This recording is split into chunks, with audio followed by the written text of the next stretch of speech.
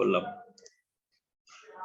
proceeds from sale of plant and asset, যেটা বলতেছিলাম যে proceeds from sale of plant and asset, কোনো একটা অ্যাসেট, এটা আমার অ্যাসেটটা সেল করলে গেইনও হতে পারে লসও হতে পারে, বাট প্রফিটটা হবে আপনার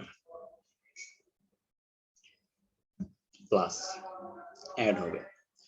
এইভাবে আমরা পেয়ে যাব ইনভেস্টিং অ্যাক্টিভিটিস। ইনভেস্টিং অ্যাক্টিভিটিস এর আরেকটা ইম্পর্টেন্ট কম্পোনেন্ট বা এক ধরনের ট্রানজাকশন হয়, যেটা আমরা কোম্পানির হাতে যখন অতিরিক্ত টাকা পয়সা থাকে তখন সে কোনো সিকিউরিটিজে ইনভেস্ট করতে পারে, ট্রেডিং সিকিউরিটিস বা বন্ডে ইনভেস্টমেন্ট করতে পারে। এই ধরনের কোনো ইনভেস্টমেন্টকে আমরা ইনভেস্টিং অ্যাক্টিভিটিস হিসেবে কনসিডার করব এবং সেটা দেখব যে আমার ইনভেস্টিং করে সেটা যদি আউটফ্লো হয়, that means I have acquired some assets, এটা যদি ফিক্সড অ্যাসেট হয় অথবা trading asset like paper asset, trading securities বা অ্যাভেলেবল ফর সেল সিকিউরিটিস, এই ধরনের কোনো কথাবার্তা যদি পান সেটাও আমরা ডিটেক্ট করবো। যদি আউটফ্লো হয় দেন আমরা এগুলোকে ইনভেস্টিং অ্যাক্টিভিটিসে মাইনাস করব। আবার দেখা যাবে ওই ট্রেডিং সিকিউরিটিটা আপনি কোনো একটা সময় আপনার ম্যাচুরিটি অথবা আপনার প্রফিটের আশায় বা যেভাবে হোক আপনি আবার সেল করে দিতে পারেন।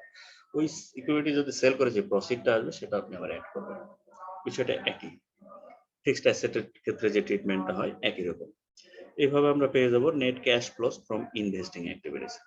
তারপরে একদম শেষের দিকে যেটা থাকবে সেটা হচ্ছে ফিন্যান্সিং অ্যাক্টিভিটিস। ফিন্যান্সিং অ্যাক্টিভিটিসে দেখেন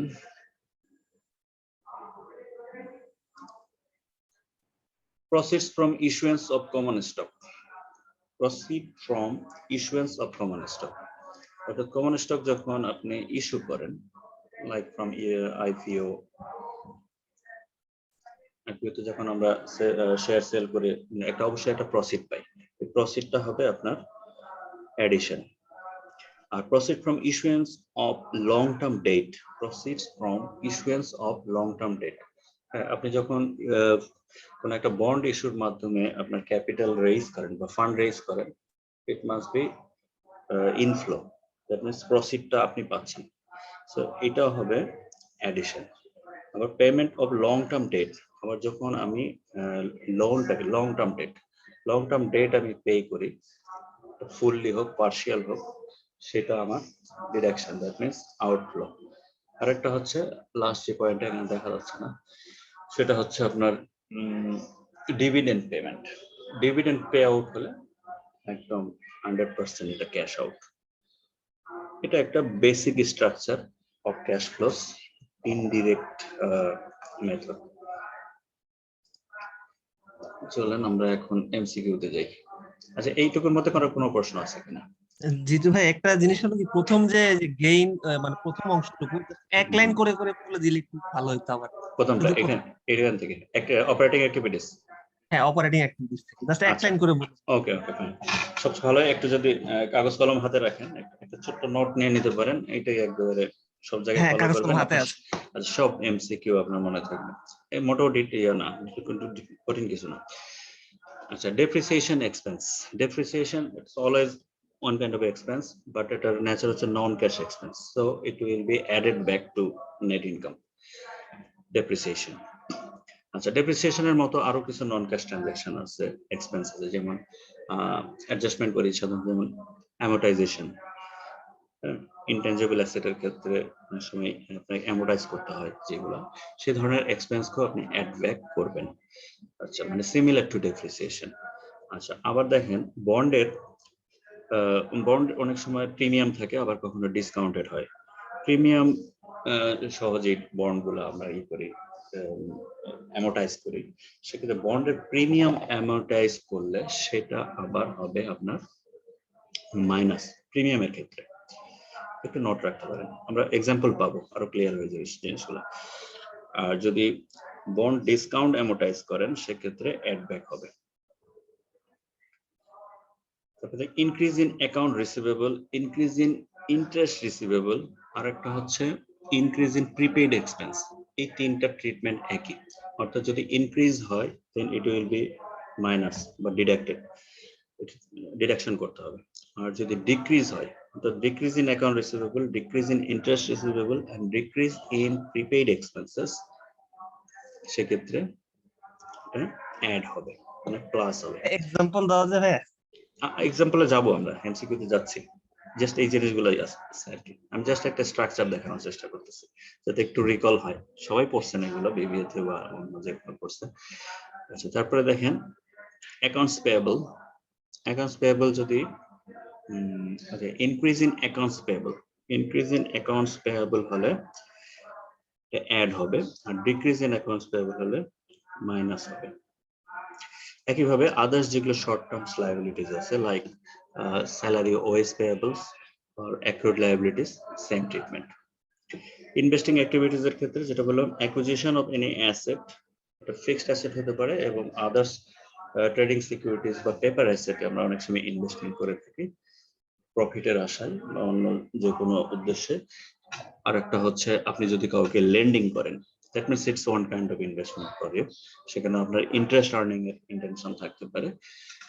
এই ধরনের ইনভেস্টমেন্ট হলে অ্যাবসলিউটলি এটা outflow, so it will B deducted. আবার এটা যখন আপনি পে ব্যাক পাচ্ছেন বা সেল করে দিচ্ছেন trading securities or any as plant or assets, land, building sell করলে যে প্রফিটটা পাবেন, ইট উইল বি অ্যাডেড। এটা হলো ইনভেস্টিং অ্যাক্টিভিটিস। আর ফিনান্সিং অ্যাক্টিভিটিস আসলে খুবই কম। ফিনান্সিং অ্যাক্টিভিটিস এর যেটা মাথায় একটা মেজর জিনিসটা মাথায় রাখতে হবে, সেটা হচ্ছে any transaction that impacts on your capital structure. Capital structure মধ্যে যেটা থাকে মেজর দুইটা জিনিস, ডেট অ্যান্ড ইকুইটি। দেখেন এখানে আপনি যখন issuance of stock, common stock issue করলে কি হয়, আপনি দ্যাট মিনস এটা একটা one kind of fund raising, আপনি ক্যাপিটাল রেজিং করছেন, রেজিং ক্যাপিটাল ইস্যু। আর একটা হচ্ছে issuance of debt, long term debt, short term ডেটও হতে পারে, বাট শর্ট টার্ম ক্রেডিট আসলে এটার আলোচ্য বিষয় না। অর্থাৎ ক্যাপিটাল স্ট্রাকচারের মধ্যে যেটা থাকছে long term debt and common stock, এই দুটার মাধ্যমে যদি দেখবেন যে এটার মাধ্যমে, এই ট্রানজাকশনটার মাধ্যমে আমার ফান্ড রেজ হয়েছে কিনা। ফান্ড রেজ হলে definitely there will be some proceeds, cash inflow, that means এটা অ্যাড হবে। আর যদি কোনো লং টার্ম ডেট আপনি পে ব্যাক করেন, তার মানে এখানে রিডাকশন হচ্ছে, আপনার ক্যাশ আউটফ্লো হচ্ছে, সো এটা ডিডাকশন হবে। আরেকটা কথা এখানে বলে নাই, সেখানে যেমন আছে ট্রেজারি স্টক। ট্রেজারি স্টকটা কি কারো মনে আছে? ট্রেজারি স্টক কোনটাকে আমরা ট্রেজারি স্টক বলি? গভর্নমেন্ট যেটা ট্রেজারি স্টক না, ট্রেজারি স্টক গভর্নমেন্টের বিষয় না। সেল ব্যাক করে ওইটা, সরি বাই ব্যাক করে, বাইব্যাক করে, এক্স্যাক্টলি। হ্যাঁ, বাইব্যাক অর্থাৎ নিজের শেয়ার, আপনি যখন মার্কেটে আপনার কোনো শেয়ার আউটস্ট্যান্ডিং থাকে, হয়তো আপনি একসময় আইপিও। এরিয়ান সৌরভ মেসেজ দিচ্ছে, ও না জুমে ঢুকতে পারছে। আচ্ছা, সৌরভ, হ্যাঁ আচ্ছা, লিংক তো দেওয়া আছে, ঢুকতে পারবেন না। আচ্ছা, ট্রেজারি স্টকটা হচ্ছে আপনার নিজের ইস্যু করা, অর্থাৎ আইপিও ছাড়ার পরে যে শেয়ারটা আপনার মার্কেটে ছিল, সেটা যখন আপনি ব্যয়ব্যাক করেন, উঠাই নেন, নিজের টাকা খরচ করে আবার আপনি নিজের শেয়ার নিজে কিনে ওটাকে রিটায়ার করেন, ওইটাই হলো ট্রেজারি স্টক। দ্যাট মিনস এই ট্রেজারি স্টক ট্রানজাকশন করতে গেলে আপনার হবে ক্যাশ আউটফ্লো হবে, সেটা একটা ইম্পর্টেন্ট এলিমেন্ট। আরেকটা হচ্ছে dividend pay out. Dividend payment করলে ডেফিনেটলি আপনার ক্যাশ আউট হচ্ছে, কোনো সন্দেহ নাই, সো এটাও আপনার মাইনাস হবে। এই হলো মোটামুটি বেসিক স্ট্রাকচার। এরপর আমরা প্র্যাকটিক্যাল কেস দেখি।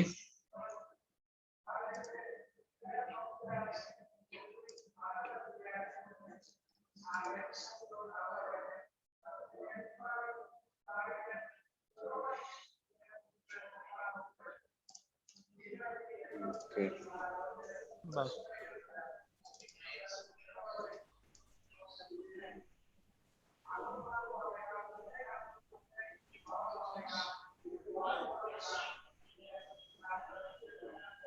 23 থেকে হচ্ছে আমাদের ক্যাশ ফ্লো। আচ্ছা, আসেন আমরা একটু কুইজ করি, ভালো লাগে। Which one of the following items could be identified on the cash flow statement prepared using the indirect method? which one of the following items, that means আপনি item চিনলে সবই চিনতে পারবেন, which one of the following items could be identified on the cash flow statement prepared using the indirect method?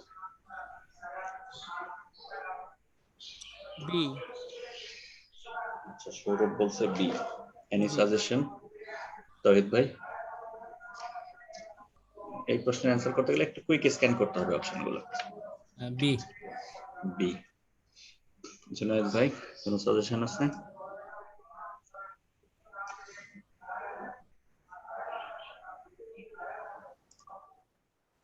Indirect method কি D হওয়ার কথা না নাকি? Depreciation related to building and equipment. আচ্ছা, দেখছি আমরা। A change in unrealized holding gains.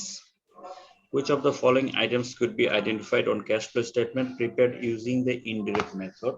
আচ্ছা, a change in unrealized holding gains. আচ্ছা, যে ভাই একটা কনফিউশন রাইজ করছে সেটা হচ্ছে depreciation related to building and equipment. এটা নয় কেন? আপনার সাথে অনেকখানি একমত, এখানে ল্যাঙ্গুয়েজের একটু ঘাটতি আছে আমার মনে হচ্ছে, যেহেতু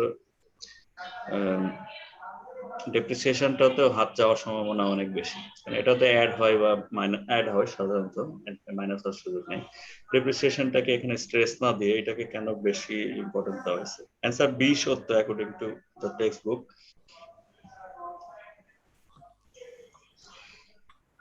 দাদার কোনো এক্সপ্লেনেশন আছে কিনা?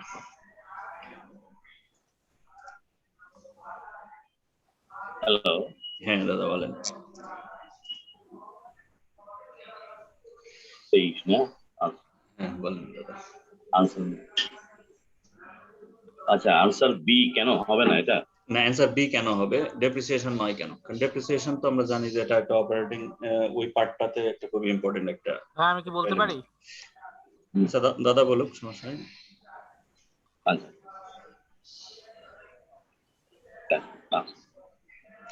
আচ্ছা আমরা এটা ইনডিরেক্ট মেথড দিয়ে ক্যাশ ফ্লো বের করছি, তাই তো? এক্স্যাক্টলি।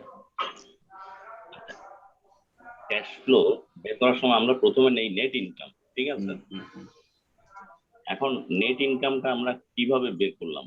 এটা বের করলাম হচ্ছে ডিপ্রিসিয়েশনটা মাইনাস করে। হ্যাঁ, তো ডিপ্রিসিয়েশনটা তো একটা নন ক্যাশ এক্সপেন্স, নন ক্যাশ এক্সপেন্স। নন ডিপ্রিসিয়েশনটা অলরেডি ইনক্লুড আছে, কিন্তু এটা একটা নন ক্যাশ। আমি তো ক্যাশ ফ্লো বের করছি, তাহলে আমাকে নন ক্যাশটা এখান থেকে বের করে দিতে হবে। সোজা হিসাব হচ্ছে ক্যাশ ফ্লো বের করতে হলে, ঠিক আছে? তাহলে নেট ইনকামে আমি যদি ডেপ্রিসিয়েশন এক্সপেন্স এটা মাইনাস করে বের করি, তাহলে এটা তো তাহলে আমার নন ক্যাশটা ভেতরে ঢুকে গেল। তাহলে আমাকে এখন কাজ হচ্ছে জিনিসটাকে ব্যালেন্স করা। হ্যাঁ, তাহলে ডেপ্রিসিয়েশনটা আমাকে অ্যাড করে দিতে হবে, এই হচ্ছে একটা কথা, ঠিক আছে?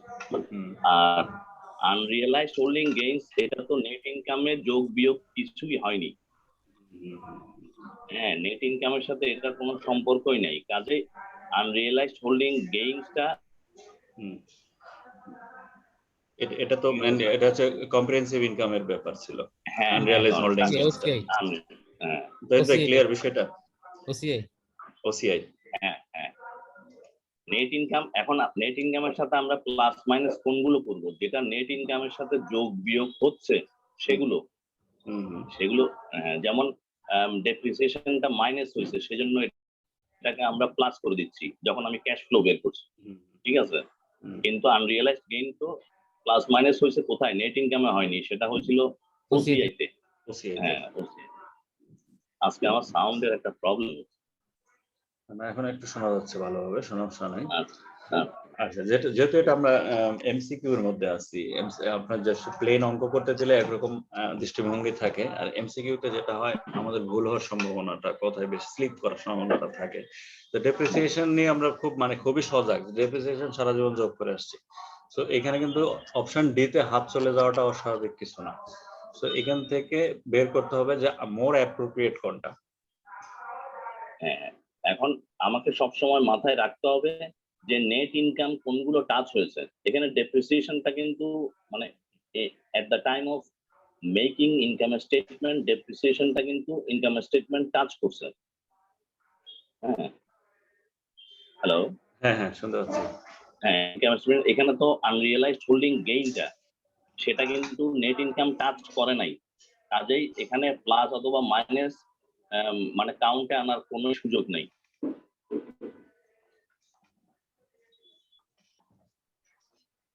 ওকে, তবে এই ল্যাঙ্গুয়েজটা আর একটু মানে আচ্ছা, এখানে হেলদি হইতে পারতো এই প্রশ্নটা। which one of the following items could be Items could be identified on the cash flow statement prepared using the indirect method. could be identified, এখানে ইনডাইরেক্ট মেথড ইউজ করে কোন আইটেমটা আইডেন্টিফাই করা যেতে পারতো। হ্যাঁ, ইনডাইরেক্ট মেথডে তো আসলে আনরিয়েলাইজড হোল্ডিং গেইন আসে না, তো এটা ডিপ্রিসিয়েশন রিলেটেড, ডিপ্রিসিয়েশনই আসবে। এখানে কোশ্চেনটাতে সমস্যা হচ্ছে কোন জায়গায় আমি ঠিকমতো শুনিনি। কোশ্চেনে একটু সমস্যা আছে, সেটা হচ্ছে মানে একটু মানে আরেকটু ব্যাখ্যা দিতে পারতো আর কি, মানে খুবই শর্টকাট প্রশ্ন হয়ে গেছে। which one of the following items could be identified, অর্থাৎ ক্যাশ ফ্লো স্টেটমেন্ট করতে গেলে কোন আইটেমটাকে আমরা আইডেন্টিফাই করি ইনডাইরেক্ট মেথডে। কিন্তু ওই সেন্সে যদি আমরা চিন্তা করি, যদি মাথার মধ্যে একটা ক্যাশ ফ্লো স্টেটমেন্ট মোটামুটি সবারই আছে, ক্যাশ ফ্লো স্টেটমেন্টে অপারেটিং অ্যাক্টিভিটিসে কোনটা অ্যাড হয় কোনটা মাইনাস হয়, মনে করেন আমরা খুব ভালোভাবে জানি বিষয়টা।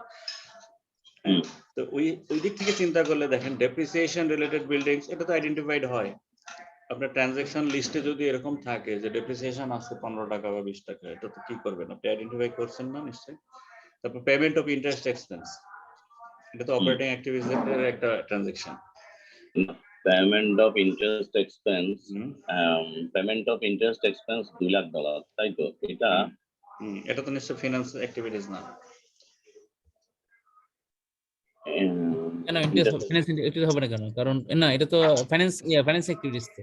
না কারণ আমি যখন লোন নিচ্ছি তখন পেমেন্ট করছি না নাকি? না, তাহলে আপনি যখন লোন নিচ্ছেন বা ডেট ইস্যু করছেন অথবা ডেট পেমেন্ট করছেন, অ্যাবসলিউটলি ওইটাই আপনার ফিনান্সিং অ্যাক্টিভিটিস, বাট ইন্টারেস্টটা পে করছেন সেটা কিন্তু আপনার অপারেটিং অ্যাক্টিভিটিস নিতে যাবে।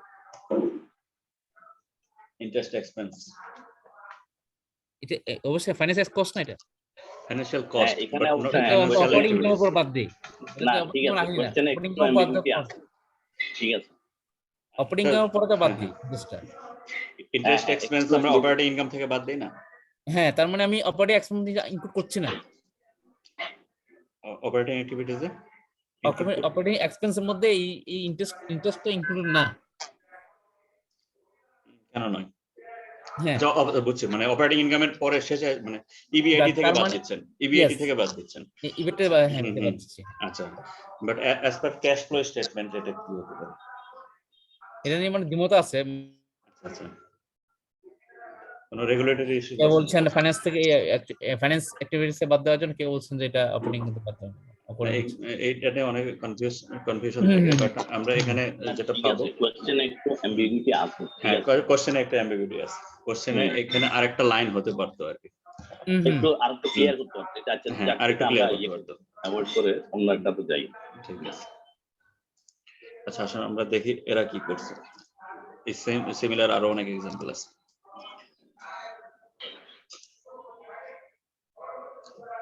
Carlson Company has the following payments recorded for the current period.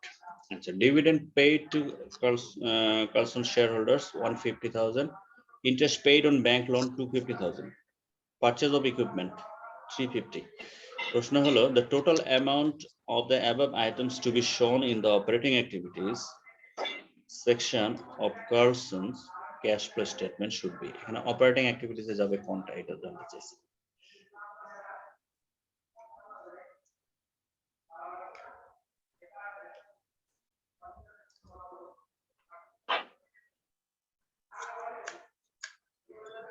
কি আর কি যাবে?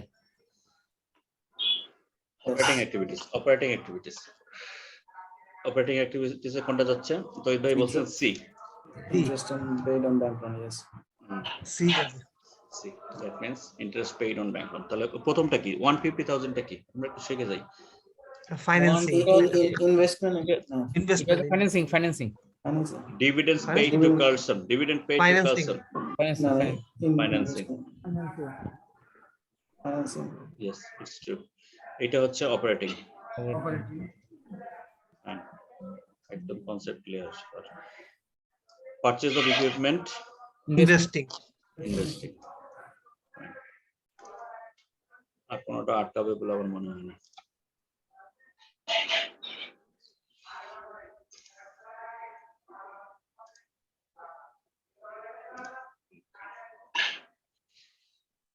$25.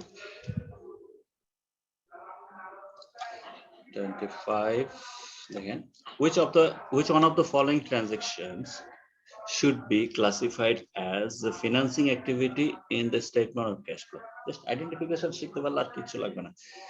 এই চারটার মধ্যে কি হবে? এটা কুইক স্ক্যান করলে বের হয়ে যাবে। ফিনান্সিং অ্যাক্টিভিটি কোনটা হবে এটাই জানতে চাইছে বেশি কিছু কোনো ক্যালকুলেশনের দরকার নেই।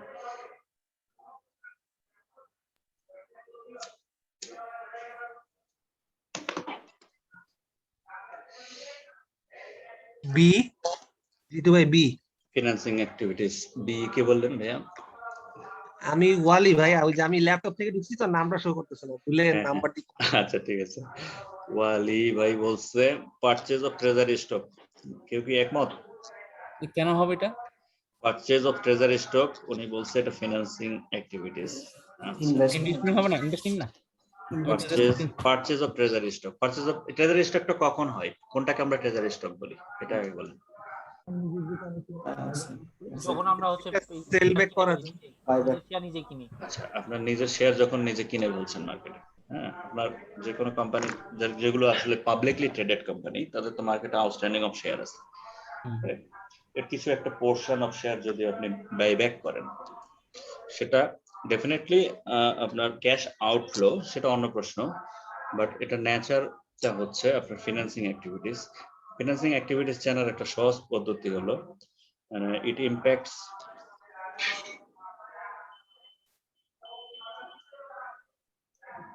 মানে ট্রেজারি স্টক কি share back buy share buyback? হ্যাঁ, নিজের শেয়ার নিজে কিনে নেওয়া। It impacts your capital structure. এইটুকু মনে থাকলেই হবে। রাজা ভাই কি আমার সাথে একমত এই কথাটা? একদম বই পুস্তকে এইভাবে পাবেন না কথাটা, সেটা আমার আইডেন্টিফিকেশন আর কি। ক্যাপিটাল স্ট্রাকচার দ্যাট মিন্স আপনার ডেট আর ইকুইটি রেশিও কে হিট করে, যেটা চেঞ্জ করে পোরশন হবে। হ্যাঁ, ট্রেজারি স্টক যখনই আপনি কিনে নেবেন, ধরেন আপনার 1 লক্ষ share number of share outstanding ছিল, আপনি 10,000 শেয়ার কিনে নিলেন, তখন কি হবে? আপনার আউটস্ট্যান্ডিং হয়ে গেল কিন্তু 90,000। এবং অবশ্যই দেখবেন যে আপনার এখানে ডেট আর ইকুইটি চেঞ্জ হচ্ছে। এটা একদম বেসিক কনসেপ্ট, এটা মাথায় থাকলে হবে। বাকিটা আউটফ্লো না ইনফ্লো এটা তো আমরা বুঝতেই পারি। তো ওয়ালি ভাইয়ের অ্যানসার সঠিক ছিল। আচ্ছা, বাকিটা কি হবে? সেল অফ ট্রেডমার্ক, আচ্ছা দরকার নাই। Purchase of equipment, investing, okay. Payment of interest on mortgage note, operating, এটা দরকার, ওকে। আচ্ছা সেল অফ ট্রেডমার্ক কি হবে কে বলতে পারেন? তারপর আমি গুডউইলে যাচ্ছি। এটা হচ্ছে intangible, investing a sale of trademarks, এটা ইনভেস্টিং, আর এটা ইনটেনজিবল অ্যাসেট। হ্যাঁ, intangible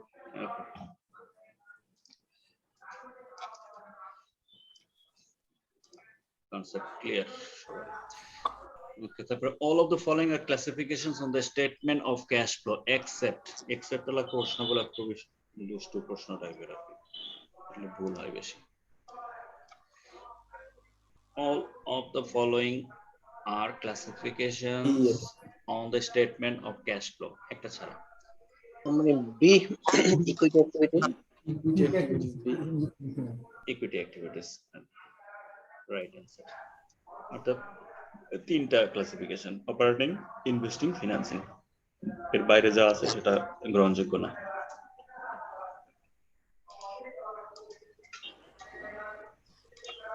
Next, for a manufacturing firm, which of the following would be included in cash outflows?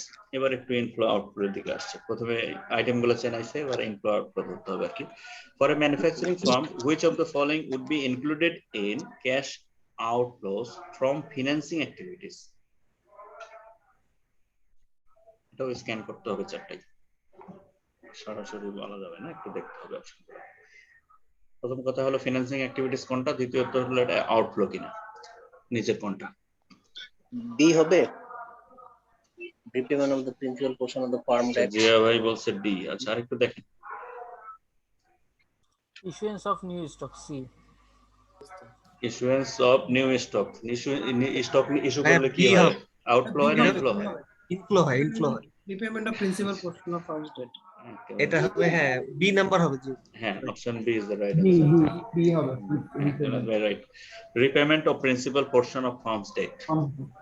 হ্যাঁ, বলছে যে আপনার লং টার্ম ডেটের পার্শিয়াল অর ফুল যতটুকুই পে আউট করেন না কেন, এটা হবে আউটফ্লো।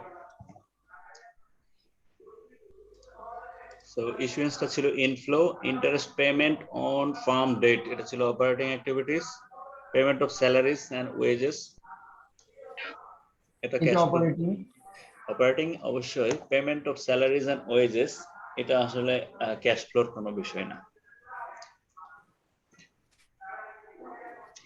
আচ্ছা একটা ইয়ে, আমার লোন বা ডেট যখন আমি রিপেটা যাই করি, আমার ইন্টারেস্ট যেটা পে করতেছি সেটা হচ্ছে অপারেটিং এক্সপেন্সেস যাবে, আর প্রিন্সিপাল অ্যামাউন্ট যখন হাফ দিচ্ছি তখন এটা ফাইন্যান্সিং এ চলে আসবে। Exactly, exactly. দ্যাট মিন্স ওই যে একটা কোর কথা বলছিলাম আমি, সেটা হচ্ছে যে the transaction that impacts on your capital structure. Interest pay করতেছেন, ইন্টারেস্ট তো আর আপনার ক্যাপিটাল স্ট্রাকচার কি করেন, ওটা আপনার liability, others liability, short term liability হতে পারে। ইন্টারেস্ট সাধারণত শর্ট টার্ম লায়াবিলিটি যেহেতু কারেন্ট পোর্শন, আর আপনার প্রিন্সিপালটা আপনার ক্যাপিটাল স্ট্রাকচারকে কিন্তু বিল্ড আপ করতেছে। The capital consists of the debt and equity. যেটু আমাদের দেশে কর্পোরেট গুলো মূলত কোনটা ইউজ করে, ডিরেক্ট মেথড না ইনডিরেক্ট মেথড? মানে আমার জানা নেই। ইনডিরেক্টটাই একদম মোস্ট পপুলার। আমি তো এই বইটাতে দেখার পরে আমার মনে হচ্ছে ওরা তো ডিরেক্টটাকে পুরো খারিজ করে দিচ্ছে অলমোস্ট, মানে ডিরেক্ট নিয়ে কোনো আলোচনাই নাই। ইনসাম এটা ডিসকারেজ করছে একটা সেন্টেন্স দিয়ে, মূল টেক্সট বইতে পাবে না।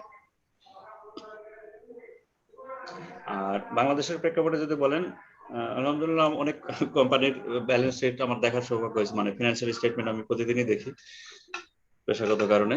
এর সবাই ইনডিরেক্ট ইউজ করে, সবাই। তৌহিদ ভাই কি দেখেন? তৌহিদ ভাই তো financial accountant. Indirect method, indirect method.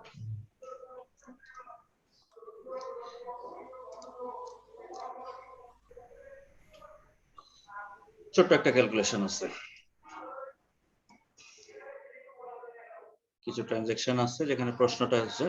আরেকটা কথা আমি সবসময় বলি, এমসিকিউ টেকনিক হিসেবে আমরা সবার আগে কিন্তু লাস্ট সেন্টেন্সটা পড়বো। সাধারণত যে প্রশ্নগুলো দেখতে অনেক বড় মনে হচ্ছে, সবার আগে আমরা লাস্ট সেন্টেন্সটা পড়বো।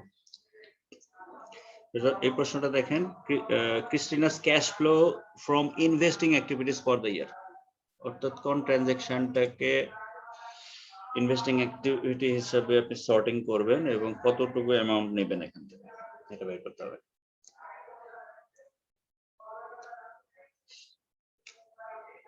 আচ্ছা, এইখানে যে লিস্টটা দেওয়া আছে, এখানে আগে ফাইন্ড আউট করেন, আমি টিক মারতেছি যে কোনটা আসলে ইনভেস্টিং অ্যাক্টিভিটিস, কোন ট্রানজাকশনটা, তারপরে আমরা নেট ট্রানজাকশনটা বের করব।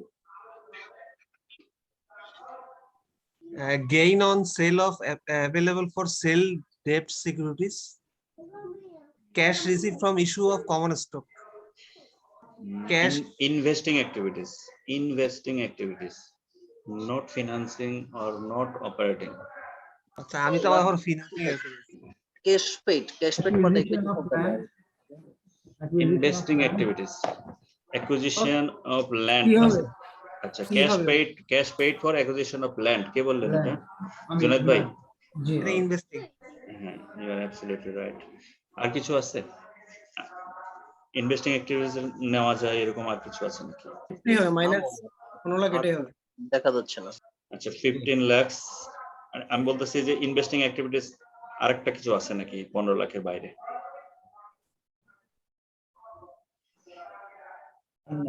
আমার দুইটা প্রশ্ন। 15 লাখ জুনায়েদ ভাই বলছে এটা হচ্ছে লাস্ট, এটা হবে ক্যাশ রিসিপ্ট, এটা হবে। হ্যাঁ জি। আচ্ছা, জুনায়েদ ভাই বলছে 15 লাখ হচ্ছে ইনভেস্টিং অ্যাক্টিভিটিস। আচ্ছা, এটা কি what type of transaction? Inflow or outflow? Inflow or outflow? Sourav, আমি কথা বলতেছি। Outflow, that's fine. এটা আউটফ্লো। আচ্ছা, আরেকটা বলছে হচ্ছে cash receive from the sale of available for sale debt securities, এটা কি? ফাইন্যান্সিং। এটা ফাইন্যান্স এটা ফাইন্যান্সিং কিভাবে হয়? এটা কি আসলে তার ক্যাপিটাল স্ট্রাকচারের সাথে যায়? Sale of available for sale debt security. হ্যাঁ, সে যদি একটা ডেট সিকিউরিটি কিনে, অসুবিধা কি আপনার? আপনার ক্যাপিটাল কি এখানে বাড়ে না কমে? না, যে কথা হচ্ছে আমরা বুঝবো কোন কিভাবে যে আচ্ছা এটা আমি কিনছি আর আমি ওটা সেল আমি করতেছি, ক্যাশ রিসিভ বলতেছি। আচ্ছা, যেহেতু আপনি সেল করছেন, আমি দেখেন। ডেপ দিয়ে ক্যাশ করি। আচ্ছা ঠিক আছে, এটা নিয়ে আসলে কথা বলার সুযোগ আছে। হ্যাঁ, এটা আসলে কর্পোরেট ফিনান্সের বিষয়। এখানে আমাদের ওই পার্ট 2 এর অনেকেই জয়েন করছে। কর্পোরেট ফিনান্স ক্লিয়ার আছে, জিয়া ভাই বলতে পারবে ইনশাআল্লাহ। যে ক্যাশ রিসিভ ফ্রম, দেখেন সেল পর্যন্ত একটু দম দেন। যেটা সেল করেন নিশ্চয়ই আপনি সেটা বাই করছিলেন বা পারচেজ করছিলেন, আমার সাথে একমত কিনা? আপনি সেটাই সেল করতে পারেন যেটা আপনি হ্যাঁ। পারচেজ করছেন, এটা একটা বিষয় একদম মানে ইউনিভার্সাল। আচ্ছা, সেল বাই বলেন বা পারচেজ যাই বলি, আর ইস্যু দুটা কি এক জিনিস? না, আচ্ছা, বন্ডের ক্ষেত্রে আমরা বেশি কনফিউজ হই। বন্ড বা ট্রেডিং সিকিউরিটিজ বা অ্যাভেলেবল ফর ডেট সিকিউরিটিজ মানে এগুলো সাধারণত বন্ড। আপনার তো মানি মার্কেট ইনস্ট্রুমেন্ট আছে, ক্যাপিটাল মার্কেট ইনস্ট্রুমেন্ট আছে। Capital market instrument means paper asset, যেগুলা সবাই ইস্যুয়ার না, আবার সবাই ইনভেস্টর না। এইটা মনে হচ্ছে ইনভেস্টমেন্ট রিসিভ হবে, ইনভেস্টিং, হ্যাঁ, ইনফ্লো হিসেবে হ্যাঁ, কাউন্ট এটা করে। ইনভেস্টিং অ্যাক্টিভিটিস, হ্যাঁ, সেটা মানে হচ্ছে ইস্যু না, আমি যখন সেল ওকে করে ফেলছি তখন ইনভেস্টমেন্ট হয়ে গেছে, যখন সেল করতে দ্যাট মিন্স আচ্ছা, আমি একটু ইস্যুয়ার বাই বা সেলের সাথে একটু রিলেট করার চেষ্টা করি, তাহলে কনফিউশনটা দূর হয়ে যাবে। যখন আপনি বন্ড ইস্যু করেন, বন্ড ইস্যু করলে আসলে আপনার ক্যাপিটাল রেইজ হয়, বাট ফান্ড রেইজিং একটা অ্যাক্টিভিটি, যেটা ক্যাপিটাল রেইজিং বা fund raising activities, that will add your capital, increase your capital.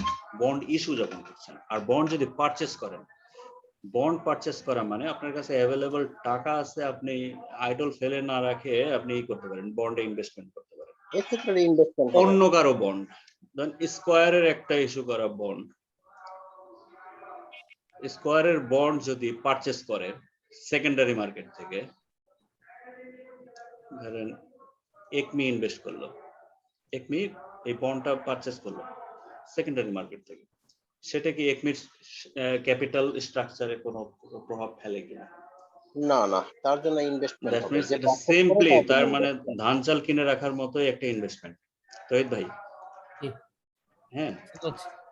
এইটাই, this is called available for sale debt securities হইতে পারে, সে কমন স্টকে ইনভেস্ট করতে পারে।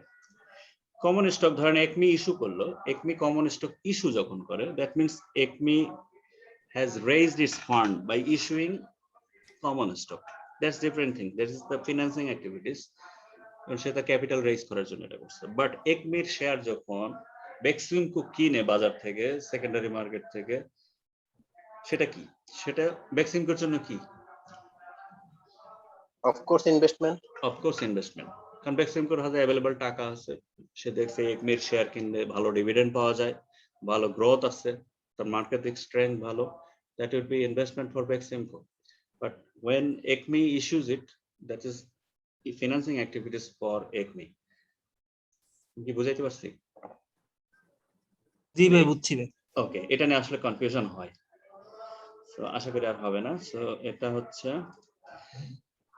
তাহলে এটা কি ছিল পরেরটা, যে cash receive from sale of available for sale debt securities, এটা আসলে এটা inflow। ইনফ্লো না আউটফ্লো? তাহলে নেট কত হবে?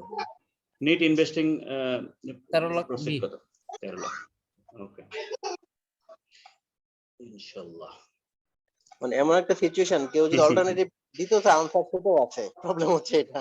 আচ্ছা, 28 ঠিক লাখ আছে। আছে, 15 আছে, then না, 13 আছে। ওরা প্রশ্নগুলো আসলে ওইভাবে সাজায়। আমরা দেখছি অনেক সময় একটা খুব মনোযোগ দিয়ে একটা অঙ্ক করছি, ক্যালকুলেশন ভুলে এমন একটা ভুল রেজাল্ট বের হয়েছে, সেই ভুল উত্তরটাও এই এবিসিডির মধ্যে একটা জায়গায় আছে, তখন আমরা মনে করি কি ঠিকই তো পেয়ে গেছি, 13 লাখ বা ধরুন 12,20,000 বের হয়েছে, ওইটাতে টিক মেরে বের হয়ে যায়। ভুল উত্তরগুলো ওরা জানে যে আমাদের আসলে কমন ট্রেন্ড কি কি। আচ্ছা জিতু ভাই, হ্যাঁ আমার ওই লাস্ট দেখো, সেল অফ সিকিউরিটি মানে আমি তো যখন শেয়ারটা কিনলো ডেক্সিং ফর, হুম সেই ইনভেস্টিং অ্যাক্টিভিটি, আবার যখন সেল করছে তখন ইনভেস্টিং অ্যাক্টিভিটিতেই থাকছে। এক্স্যাক্টলি যখন সে পারচেজ করে তখন সেটা হবে তার জন্য আউটফ্লো, আবার ওই পারচেজ করা জিনিসটা Sell যখন করলে সে তখন সেল করে তখন এটা হবে Inflow. ইনফ্লো। এটা ডেট সিকিউরিটিজ হতে পারে, তার ইকুইটি সিকিউরিটিজও হতে পারে। সোজা কথা, আমি শেয়ার কিনে আরেকটা কোম্পানির শেয়ার বা হুম আরেকটা হুম শেয়ার হুম কিনে হুম যখন আমি বেচাকেনা করতেছি, এটা আমার investing activity. investing activities, not financing. Okay. So to calculate cash flows using the indirect method, which one of the following items must be added back to net income? এটা সবাই পারবেন। C, C, depreciation expense. depreciation expense.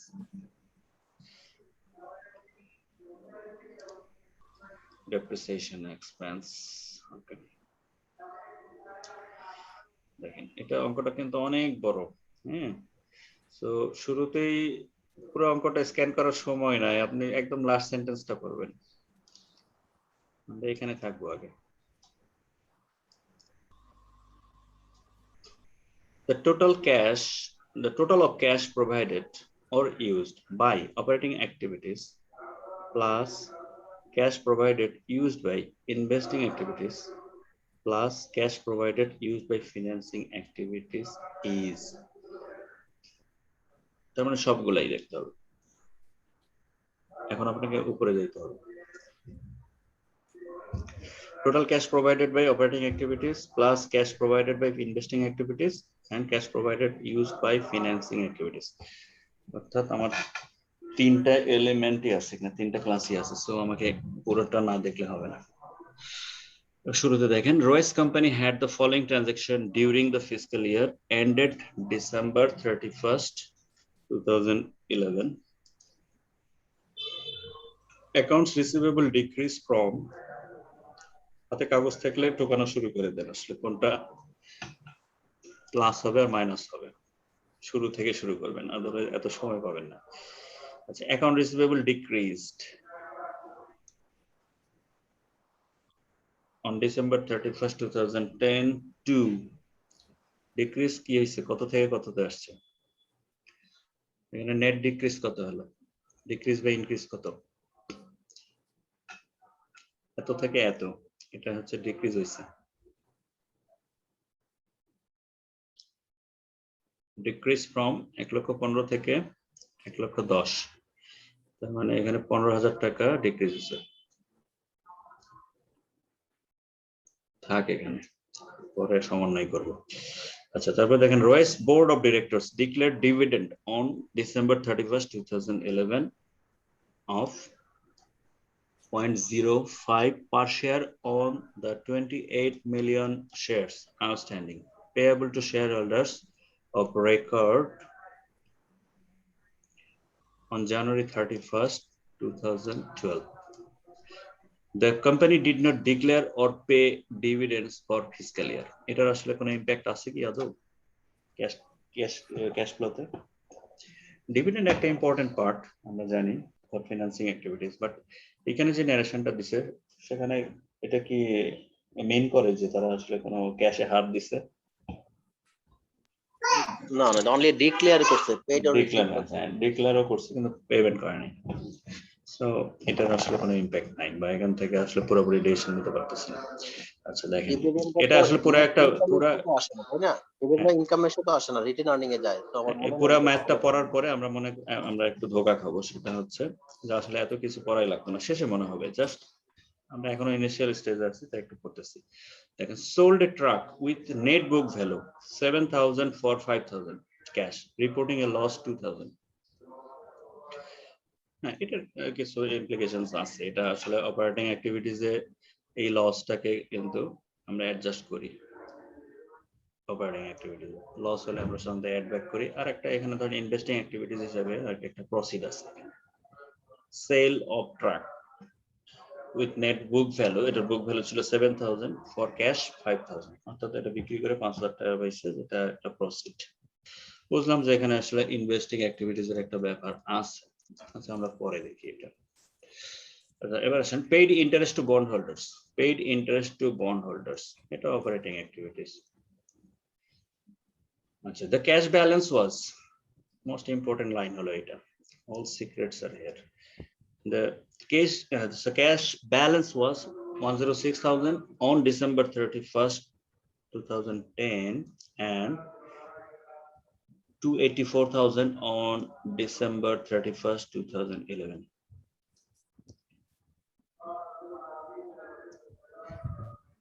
এই সেন্টেন্সটা triple star দিলাম।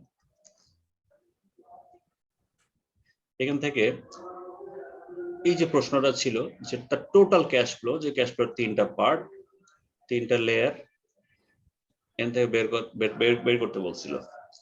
আসলে সব কথাটা কিন্তু এই লাইনটার মধ্যেই আছে।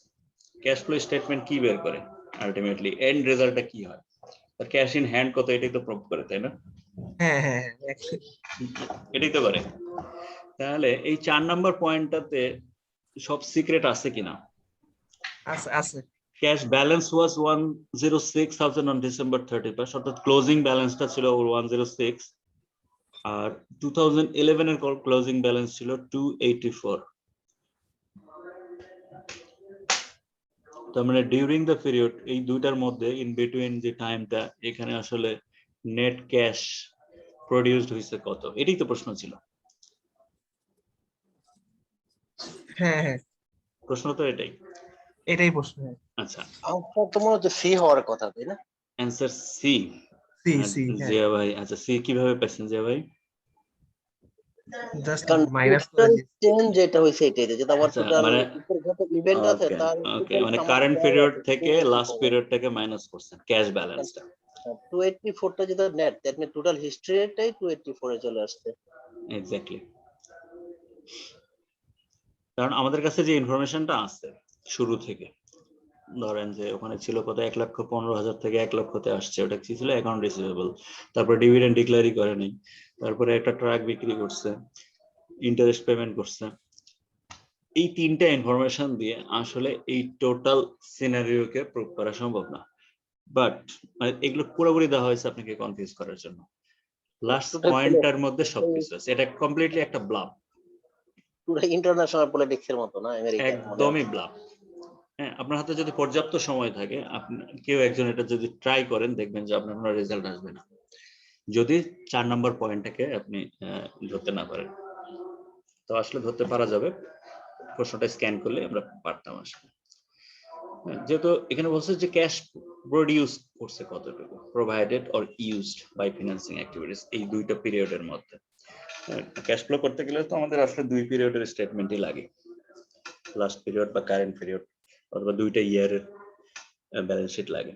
তো এখানে ক্যাশ পজিশনটাই যেহেতু দেওয়া আছে একদম ক্লিয়ারলি, সো দুইটার মধ্যে ডিফারেন্স যেটা, সেইটাই আপনার cash provided or used during this time. So the result is C. সরাসরি 2,84,000 থেকে 106 বাদ দিয়ে দেন, তাহলে বাদ বাকি যা কিছু বললাম পুরাই ব্লাফ। এনি কনফিউশন এটা নিয়ে? ওয়ালি ভাইয়া? জি ভাইয়া, বুঝতে পারছি ভাই। ওকে, এমসিকিউ তো এরকমই আর কি, এই জন্য আমরা লাস্ট সেন্টেন্সটা আগে দেখবো, আর একটু তো প্র্যাকটিস করতে করতে আরো টেকনিক শিখে যাবেন এমনিতে।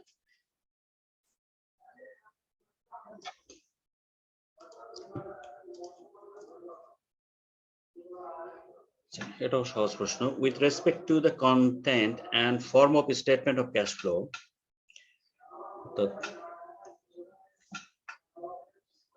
দ্যাট মিনস এটা ইনকমপ্লিট একটা সেন্টেন্স দিয়ে শুরু করছে, সো আমাকে সবগুলোই দেখতে হবে। With respect to the content and form of the statement of cash flow, cash floor বিচারে নিচের কোনটা সত্য, কোন স্টেটমেন্টটা আসলে অ্যাপ্রোপ্রিয়েট।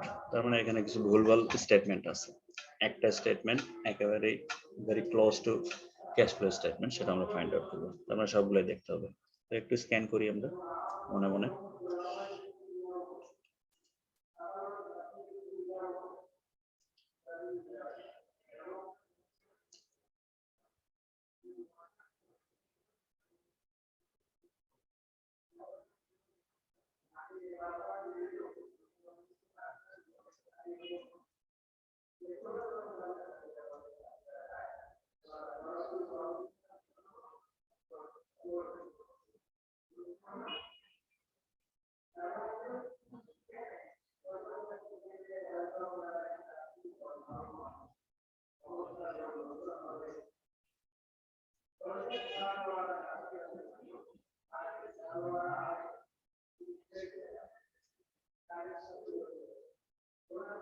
এলিমিনেশন করে ছোট করে ফেলতে পারেন আপনাদের অপশন চুজিংটা।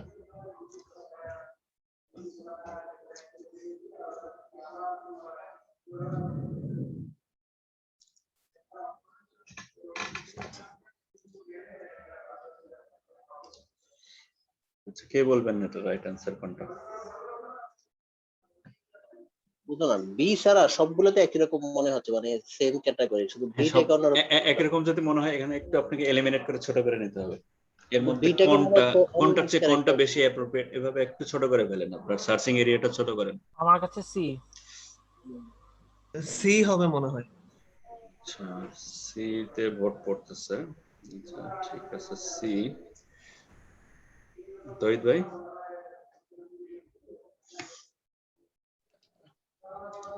ডি এবং এ দুটাই তো কনফিউজ হয়ে গেছে। আচ্ছা, ডি এবং এ কিছু হবে না, কিছু হবে না।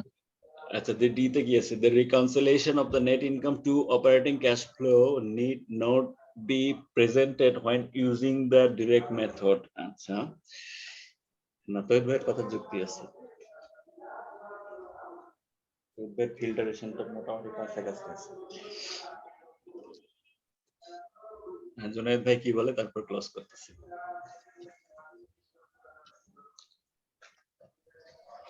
সি লাগতেছে। সেটা কি বলছে? Accounting standards covering the statement of cash flows encouraging the use of indirect method. আচ্ছা, এটা বলছে এনকারেজ করা, but you are not bound to follow. Encourage করতে বলছে, সো এর চেয়ে অ্যাপ্রোপ্রিয়েট কোনো কথা থাকতে পারে।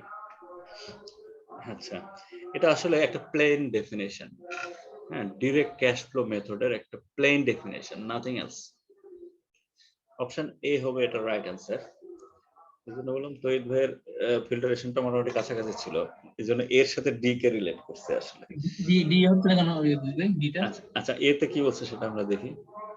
আচ্ছা, the direct method of reporting cash flows.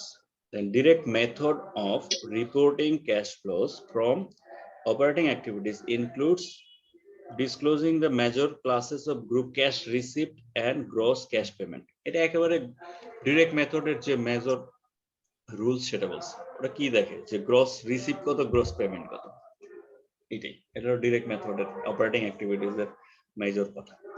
আচ্ছা, আর ডি তে বলছে যে the reconciliation of the net income to operating cash flow need not be presented when using the direct method. খুব কাছাকাছি। আচ্ছা, দাদা বলবে এটার ব্যাখ্যা, দাদার কাছে আছে। দাদা? আচ্ছা, ডি না? আচ্ছা, ডি কি বললো?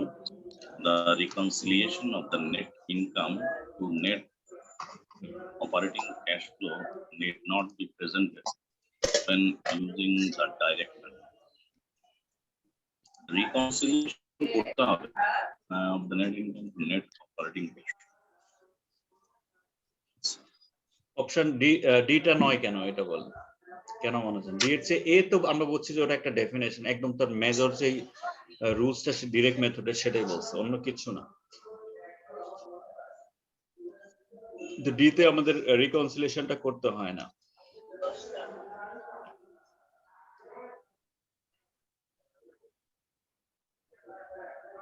আচ্ছা, এখানে রিকনসিলিয়েশন করতে হবে। রিকনসিলিয়েশন কিন্তু ডিরেক্ট মেথড হোক, ইনডিরেক্ট মেথড হোক, এটা করতে হবে। কিন্তু এখানে একটা ঝামেলা লাগাইছে নেট ইনকামের কথা বলে, the reconciliation of the net income two net operating cash flow. আচ্ছা, এটা আমি নোট ডাউন করে রাখছি, এটা আমি শেষে আনসার দিচ্ছি, ঠিক আছে? আচ্ছা, এটা আমি নোট ডাউন করে রাখছি, এটা একটু আচ্ছা, তারপর কনফিউজিং আমরা লাগছে আমরা মূল এক্সপ্লেনেশনটা একটু দেখানোর চেষ্টা করি। মূল এক্সপ্লেনেশনে কি ছিল সেটা আমরা দেখি। এটা একদম প্লেন ডেফিনেশন, তো এখানে আসলে খুব একটা যুক্তি খাটবে না, ডেফিনেশনটাই জানতে হবে। ব্যাখ্যাটা ছিল এইটা যে under the direct method the statement of cash flows discloses each type of transaction separately. Under the direct method, the statement of cash flows discloses each type of transaction separately. There are individual lines of cash received from customers, cash paid to suppliers, cash paid for rent, cash paid for salaries, and so forth. এরকম যে transaction গুলো হয় under the indirect method, this breakdown by activities is not provided. হ্যাঁ, এখান থেকে direct method আর indirect মেথডের operating অ্যাক্টিভিটিজের একটা কিন্তু ডিফারেন্স আমরা পাচ্ছি।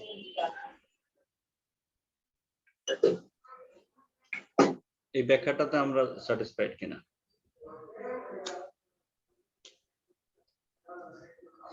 তহিদ ভাই কি বলেন?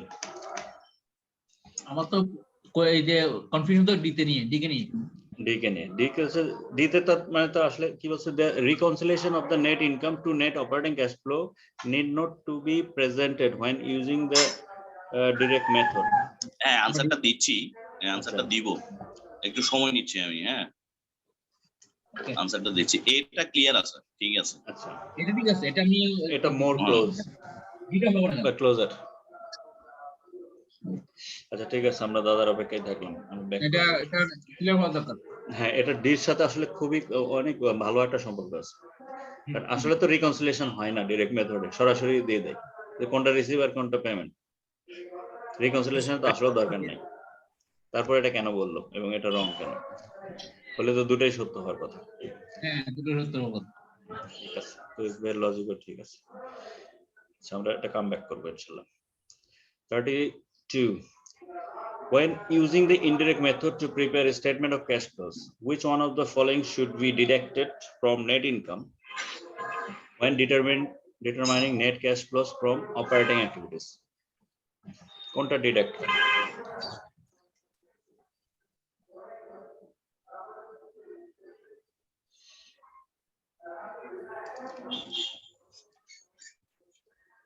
এটা শুনতে সময় কম লাগবে অ্যানসার বের করতে। কোনটা ডিডাক্ট হয়?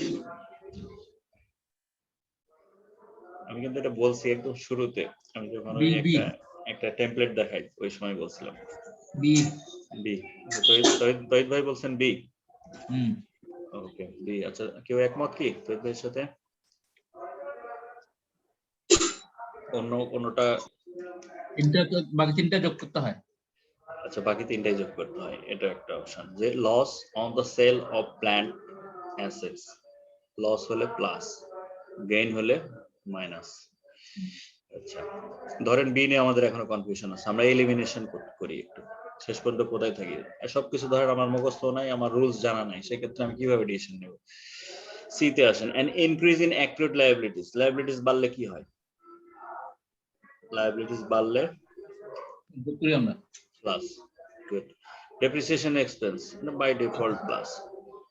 তো আর তো বাকিটা এমনি। হ্যাঁ, ধরেন এই পুরো থিমটাই আমার কাছে আননোন।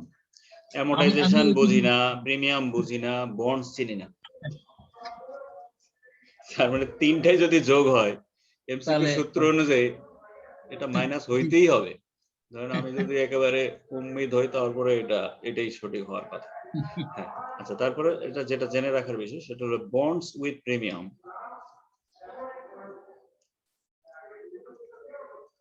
বন্ডস উইথ প্রিমিয়াম হলে প্রিমিয়ামটা কি? ধরেন যেই বন্ডের ফেস ভ্যালু 100 টাকা, কিন্তু ইনভেস্টর এটা কিনছে আরো 10 টাকা বেশি দিয়ে, 110 টাকা। সো এই 10 টাকাকে সে ওভার দ্য পিরিয়ড অ্যামোর্টাইজ করে। প্রিমিয়ামটা হলো তার আসলে প্রফিট, এটাকে সে অ্যামোর্টাইজ করবে। অ্যামোর্টাইজ করলে এটা মাইনাস হবে।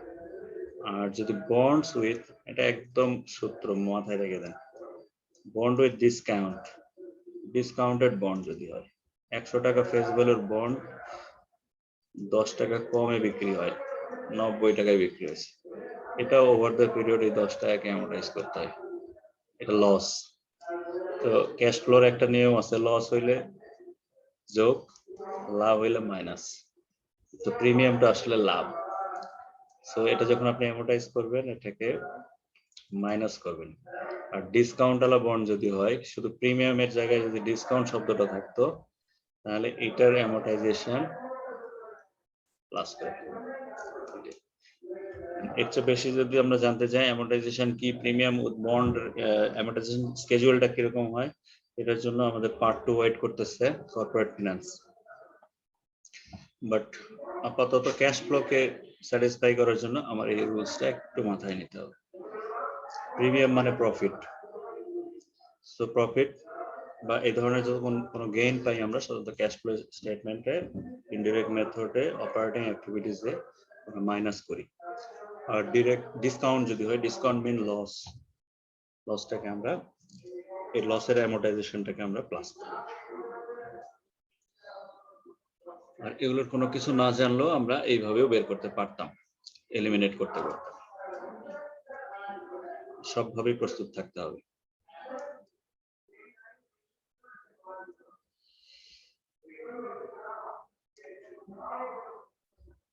আচ্ছা, 33. Which one of the following should be classified as an operating activity on the statement of cash flow? Operating activities আসলে বের করতে বলছে, খুব সহজ একটা প্রশ্ন। Which one of the following should be classified as an operating activity? C. C, Junaid ভাই? C. না আমি বলি নাই, আমিও সির সাথে এগ্রি করতেছি। আচ্ছা, সি অপারেটিং অ্যাক্টিভিটিস বের করতেছি, তাই না? তাহলে a decrease in accounts payable during the year, হ্যাঁ এটা ঠিক আছে, সি হবে। আচ্ছা, আমরা একটু অন্যগুলো একটু দেখবো যে কেন না,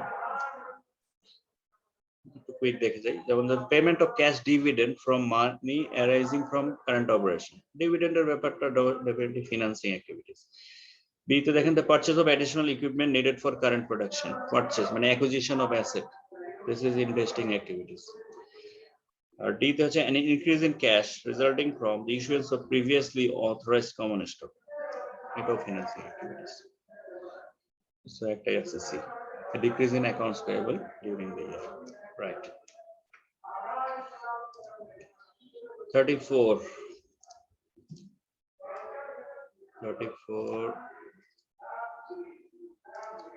Which one of the following would result in a decrease to cash flow?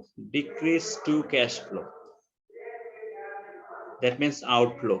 এটা আউটফ্লো বলতে পারতো, আউটফ্লো না বলে আবার ওয়ার্ডটা চেঞ্জ করছে, মেন থিম একই। Decrease to cash flow in the indirect method of preparing a statement of cash flow. Decrease to cash flow কোনটা?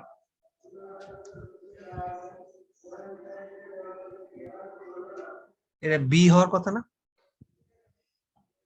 বি হওয়ার কথা? ও না না, প্রসিড তো লেখছে। আচ্ছা, আমি সি। তহিদ ভাই বলছে decrease in income tax payable, decrease in income tax payable. B হবে না, কারণ প্রসিড করছে, ইস্যু করেনি। হ্যাঁ, বি হবে না, definitely B wrong answer, B হবে না। Decrease in inventories, decrease in inventories, inventories decrease হয় তখনই হয় যখন আমরা সেল করি, সো এখান থেকে প্রসিড আসে, সো এটাও হবে না। Amortisation expense, amortisation expense plus হয়, হ্যাঁ, কিন্তু আমরা একটু আগে কিন্তু অ্যামোর্টাইজেশন এর কথা বলছি, ওখানে আবার ওটার সাথে আবার এটা মিলাইতে যায়, ওটা কিন্তু ওটা হচ্ছে প্রিমিয়াম কে ই করছে। অ্যামোর্টাইজ কিন্তু আরো নন ইনট্যাঞ্জিবল অ্যাসেট গুলোকেও আমরা অনেক সময় অ্যামোর্টাইজ করি, সেই এক্সপেন্সটাও একদম সিমিলার এক্সপেন্স টু ডেপ্রিসিয়েশন এক্সপেন্সের মতোই, সো আমরা এটাকে অ্যাড ব্যাক করি। বাট যেটা ডিক্রিজ করে ক্যাশ ফ্লোকে সেটা হচ্ছে C, decrease in income tax payable. যে কোনো অ্যাক্রুড লায়াবিলিটিস বা short term liabilities payabilities like salary payable বা আপনার ট্রেড পেয়েবল, এই ট্রেড পেয়েবল গুলো যখন কমে যায়, ডিক্রিজ হয়, that means you have made some cash transaction, outflow, এটা কমপ্লিটলি একটা আউটফ্লো। ক্যাশ আউটফ্লো না হলে পেয়াবল কখনোই কমে না। So C is the right answer.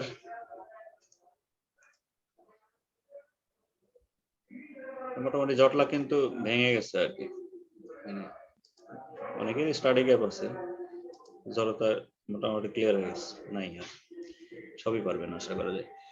আচ্ছা, এটা লম্বা প্রশ্ন, সো আমরা লাস্ট অ্যানসারটা আগে, লাস্ট সেন্টেন্সটা আগে করব। There were no disposal of plant assets during the year. Based on the above, a statement of cash flow will report a net increase in cash. Net increase in cash কোনটা হবে? তার মানে এটা আমাকে পুরাটাই কিন্তু করতে হবে, এটা একটু সময় লাগবে, 2 মিনিট লাগতে পারে ম্যাক্সিমাম, যোগ করতে যেটুকু আর কি সময়। বেস ফিগার আপনাকে একদম আমরা মানে ট্র্যাডিশনাল মেথডে 100 মার্কের অঙ্ক যেভাবে করতাম 20 মার্কের ক্যাশ ফ্লো ওইভাবে করার দরকার নেই, জাস্ট আপনি সরাসরি ক্যালকুলেটর নিয়ে নেট ইনকাম হলো বেস ফিগার ধরে আপনি শুরু করে দিতে পারেন, কোনটা যোগ করবেন আর কোনটা মাইনাস করবেন।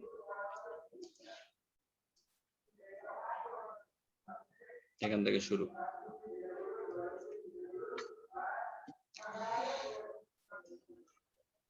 $70,000 নেট ইনকাম, ফাইন। একটা একটা করে দেখি, ডেপ্রিসিয়েশন এক্সপেন্স কি হবে? এটা কিন্তু কমপ্লিট ক্যাশ ফ্লো স্টেটমেন্ট চাইছে, কমপ্লিট, অর্থাৎ এর মধ্যে যা যা এলিমেন্ট আছে, 3টা ক্লাস আছে, সবগুলোকেই কভার করছে। Depreciation expense plus add back, that means 14,000 add করলাম। তারপরে amortization of intangibles similar to depreciation, similar, add, okay. তারপরে decrease in account receivable, add হবে, decrease in account receivable, cash তার মানে আসছে, ইনফ্লো হয়েছে, ইনফ্লো হয়েছে, ফাইন। তারপরে increase in inventories, minus inventory, that means এখানে আপনার আউটফ্লো, মাইনাস ব্র্যাকেট, ওকে। তারপরে ভাইয়া increase in accounts payable, plus increase in 4,000 plus.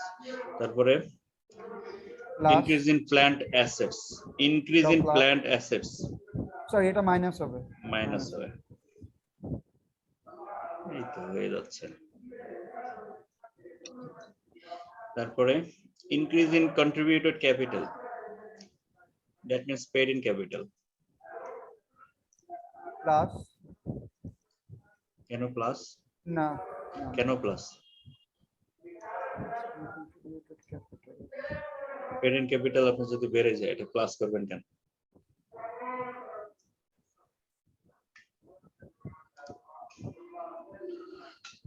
Paid in capital কেন প্লাস করবে? কোন দ্বিমত আছে নাকি কারো? জুনায়েদ ভাই বলছে এটা প্লাস হবে, কেউ দ্বিমত করতে চান কিনা? এটা প্লাস হবে কারণ পেড ইন ক্যাপিটাল তখনই বাড়ে যখন আপনি নিউ শেয়ার ইস্যু করেন, নিউ শেয়ার ইস্যু হলেই তবেই আপনার পেড আপ ক্যাপিটাল বাড়বে, that means it's a proceed.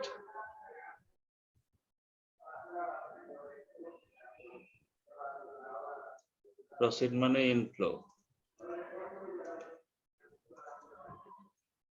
অর্থাৎ আইপিও থেকে শেয়ার সেল করলেন প্রাইমারি মার্কেটে, সেখান থেকে আপনি কি পাবেন? টাকা পাবেন, ক্যাশ ইনফ্লো হবে।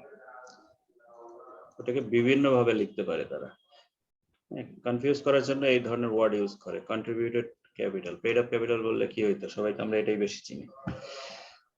আচ্ছা, decrease in short term notes payable, minus হবে, decrease in short term notes payable, definitely minus.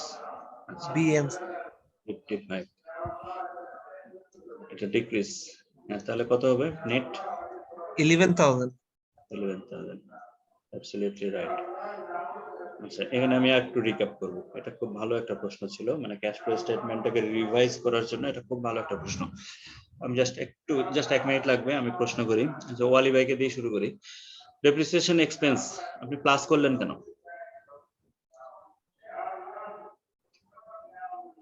Depreciation expense ওয়ালি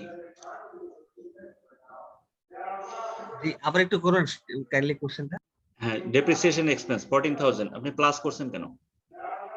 উত্তর ঠিক আছে, আমরা 11,000 পর্যন্ত রিচ করছি, ইটস ওকে, বাট আমরা একটু আমাদের ব্রেন স্টর্মিং করতেছি আর কি, যদি ভুল যাতে না হয় ভবিষ্যতে। ডেপ্রিসিয়েশন এক্সপেন্স 14,000 আমি কেন অ্যাড করি? কারণ ওটা আমরা তো মানে একটা টাইম পর পর মাইনাস করি ইয়েতে, যে ইনকাম স্টেটমেন্টে। নেট ইনকামে আমরা আগে মাইনাস করেছিলাম, এটা অ্যাবসলিউটলি ছিল এটা নন ক্যাশ এক্সপেন্স, তাই না? নন ক্যাশ ইন নেচার, হ্যাঁ, যেহেতু আসলে ক্যাশ ইন হ্যান্ড এটার কোনো ইম্প্যাক্ট পড়ে না, নন ক্যাশ,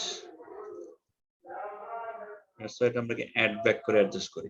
তাহলে অ্যামোর্টাইজেশন অফ ইনট্যানজিবল অ্যাসেটস এটাও কিন্তু আমরা প্লাস করছি, দ্যাট মিন্স ইনট্যানজিবল বলে দিছে একদম অদৃশ্য, আর অ্যামোর্টাইজেশন এক্সপেন্সের nature is similar to depreciation expense, that's why it will be added back. আচ্ছা, তারপর then decrease in account receivable, decrease in account receivable এটা অ্যাড করছেন কেন?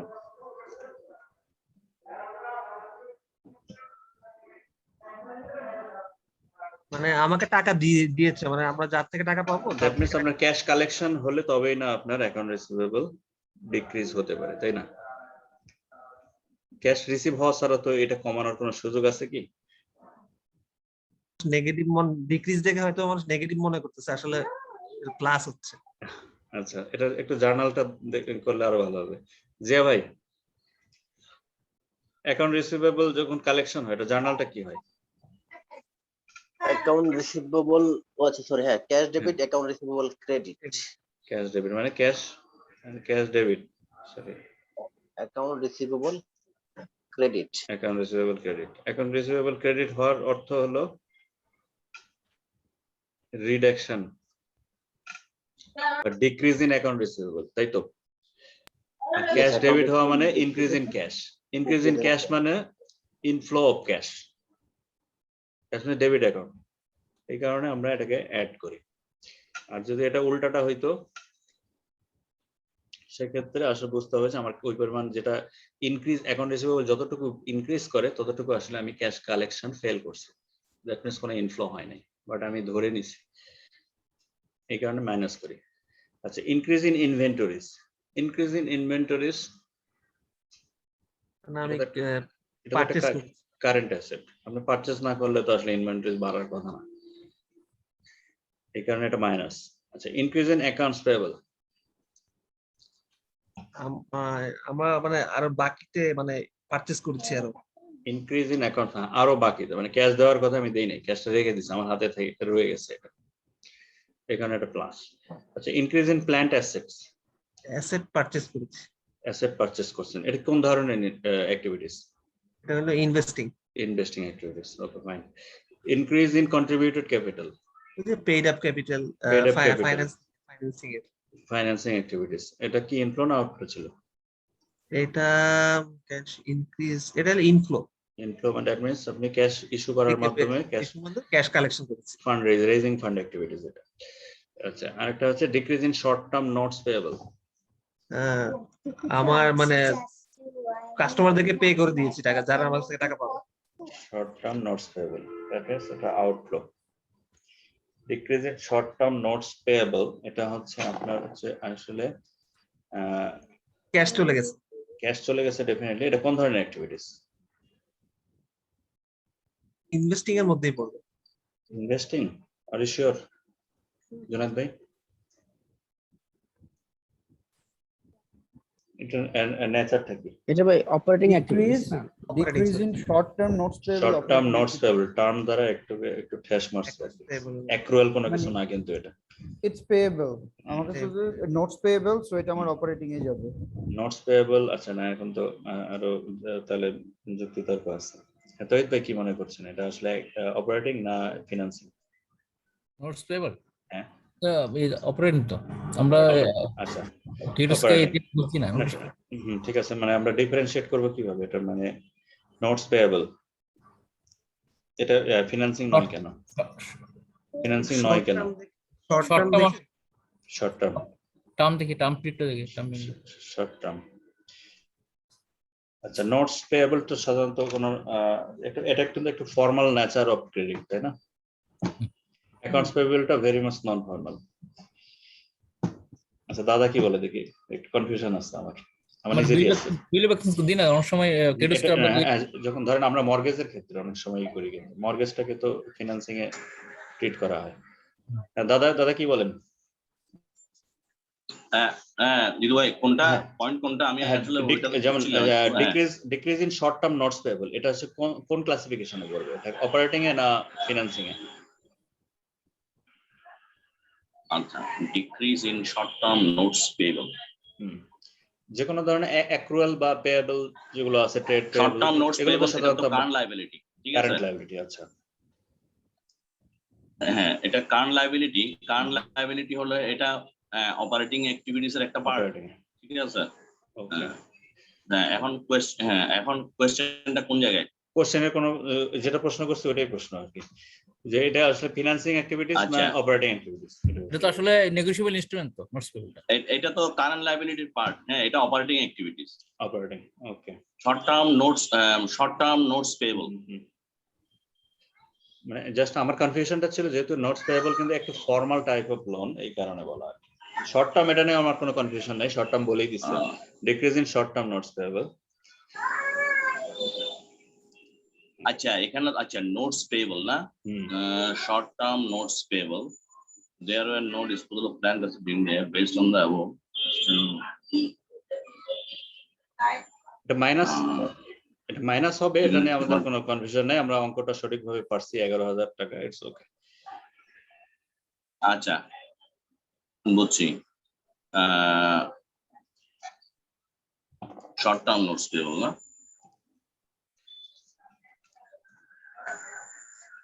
শর্ট টার্ম নোটস পেয়েবল, কিন্তু এখানে এটা ফাইন্যান্সিং অ্যাক্টিভিটি হবে না, কারণ ফাইন্যান্সিং অ্যাক্টিভিটি কম্প্রাইজেস হচ্ছে আপনার লং টার্ম ডেট এবং ইকুইটি, লং টার্ম ডেট এবং equity, long term debt and equity, এবং এটা আসলে ইকুইটির কোনো মানে ইকুইটি ঠিক না, মানে ক্যাপিটাল স্ট্রাকচারের সাথে কোনোভাবে রিলেটেড না। ওকে, এই লজিকে এটা এবং লং টার্ম ডেটও না, কিন্তু বন্ড যে কোনো বন্ডে কিন্তু লং টার্ম, সব বন্ড, যে কোনো বন্ড, হ্যাঁ, যদিও বন্ডের কিন্তু এটা বন্ড না, এটা নোটস পেয়েবল এবং শর্ট টার্ম। বন্ডের সর্বনিম্ন মেয়াদ যদিও 2 বছর, সেক্ষেত্রে বন্ডের ভিতরে আবার short term, medium term, long term আছে, but others short term liability যেগুলোকে আমরা 1 ইয়ার ম্যাচুরিটি ধরি বা লেস দেন 1 ইয়ার, তার চেয়ে আবার বন্ডের লোয়েস্ট ম্যাচুরিটি কিন্তু বেশি, এই কারণে বন্ড সবসময় লং টার্ম। তো as per GAAP, long term debt এবং ইকুইটি এই দুটো মিলেই হচ্ছে ফাইন্যান্সিং অ্যাক্টিভিটি। এক্স্যাক্টলি, মানে আমাদের আজকে আপনি যা কথা বলতেছেন আমি তার অর্ধেক কথা শুনতেছি না, কারণ আমার কি নেটে প্রবলেম না সাউন্ডে কিছু বুঝতেছি না। আপনি কি পিসি তে না মোবাইল? পিসি, আমি তো মোবাইলে দেখতেছি তো। আচ্ছা আচ্ছা, আচ্ছা দেখি আজকে এটা সর্ট আউট করতে হবে কোথায় প্রবলেম আছে, দেখি। ঠিক আছে, ওকে। তাহলে মোটামুটি ক্যাশ ফ্লো থেকে যে কোনো প্রশ্ন আসলে আপনার পারবেন, এটা নিয়ে কোনো সন্দেহ নাই। আর সব ধরনের প্রশ্ন এরকমই, এরপরে নিচেও যেগুলো আছে এগুলো হচ্ছে রিপিটেটিভ প্রশ্ন, একই টাইপের। তারপর আর কয়েকটা আমরা দেখব। দেখেন এটা, Larry Michelle Bailey company's controller is gathering data for the statement of cash flows for the most recent year, and Michel is planning to use the direct method to prepare this statement. Planning to use direct method. Okay, and has made the following list of cash inflows for the period. Transaction গুলো একটু দেখেন কি কি ছিল। Collection of 1 lakh for goods sold to customer. Collection. Securities purchased for investment purposes with an original cost of $1 lakh, sold for 125, no matter. Proceeds from the issuance of additional company stock totaling 10,000. And প্রশ্নটা কি? The correct amount to be shown as cash inflows from operating activities কোনটা? Operating activities এর জন্য কোনটা? এ হবে। A। ঠিক আছে, এটা নিয়ে কোনো সন্দেহ নেই। এখানে ডিরেক্ট, যদিও আমরা ইনডিরেক্ট নিয়ে পড়ে আছি সব ক্ষেত্রে, ডিরেক্ট বলাতে কোনো কনফিউশন নেওয়ার দরকার নেই। অ্যাক্টিভিটিজ এর নেচার গুলো আসলে ওই 3 ক্লাসিফিকেশনেই যায়, ওই নেচারে কোনো পরিবর্তন নাই। Collection of 1 lakh for goods sold to customer. আর কালেকশন দিয়ে এটাকে আরো একটু স্ট্রেংথেন করছে যে এটা একেবারে cash collection.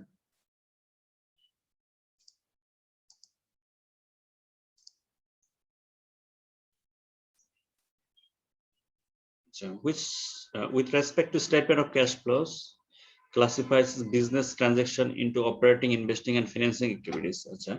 All of the following should be included in the reconciliation of net income to net operating cash flow except কোনটা বাদে?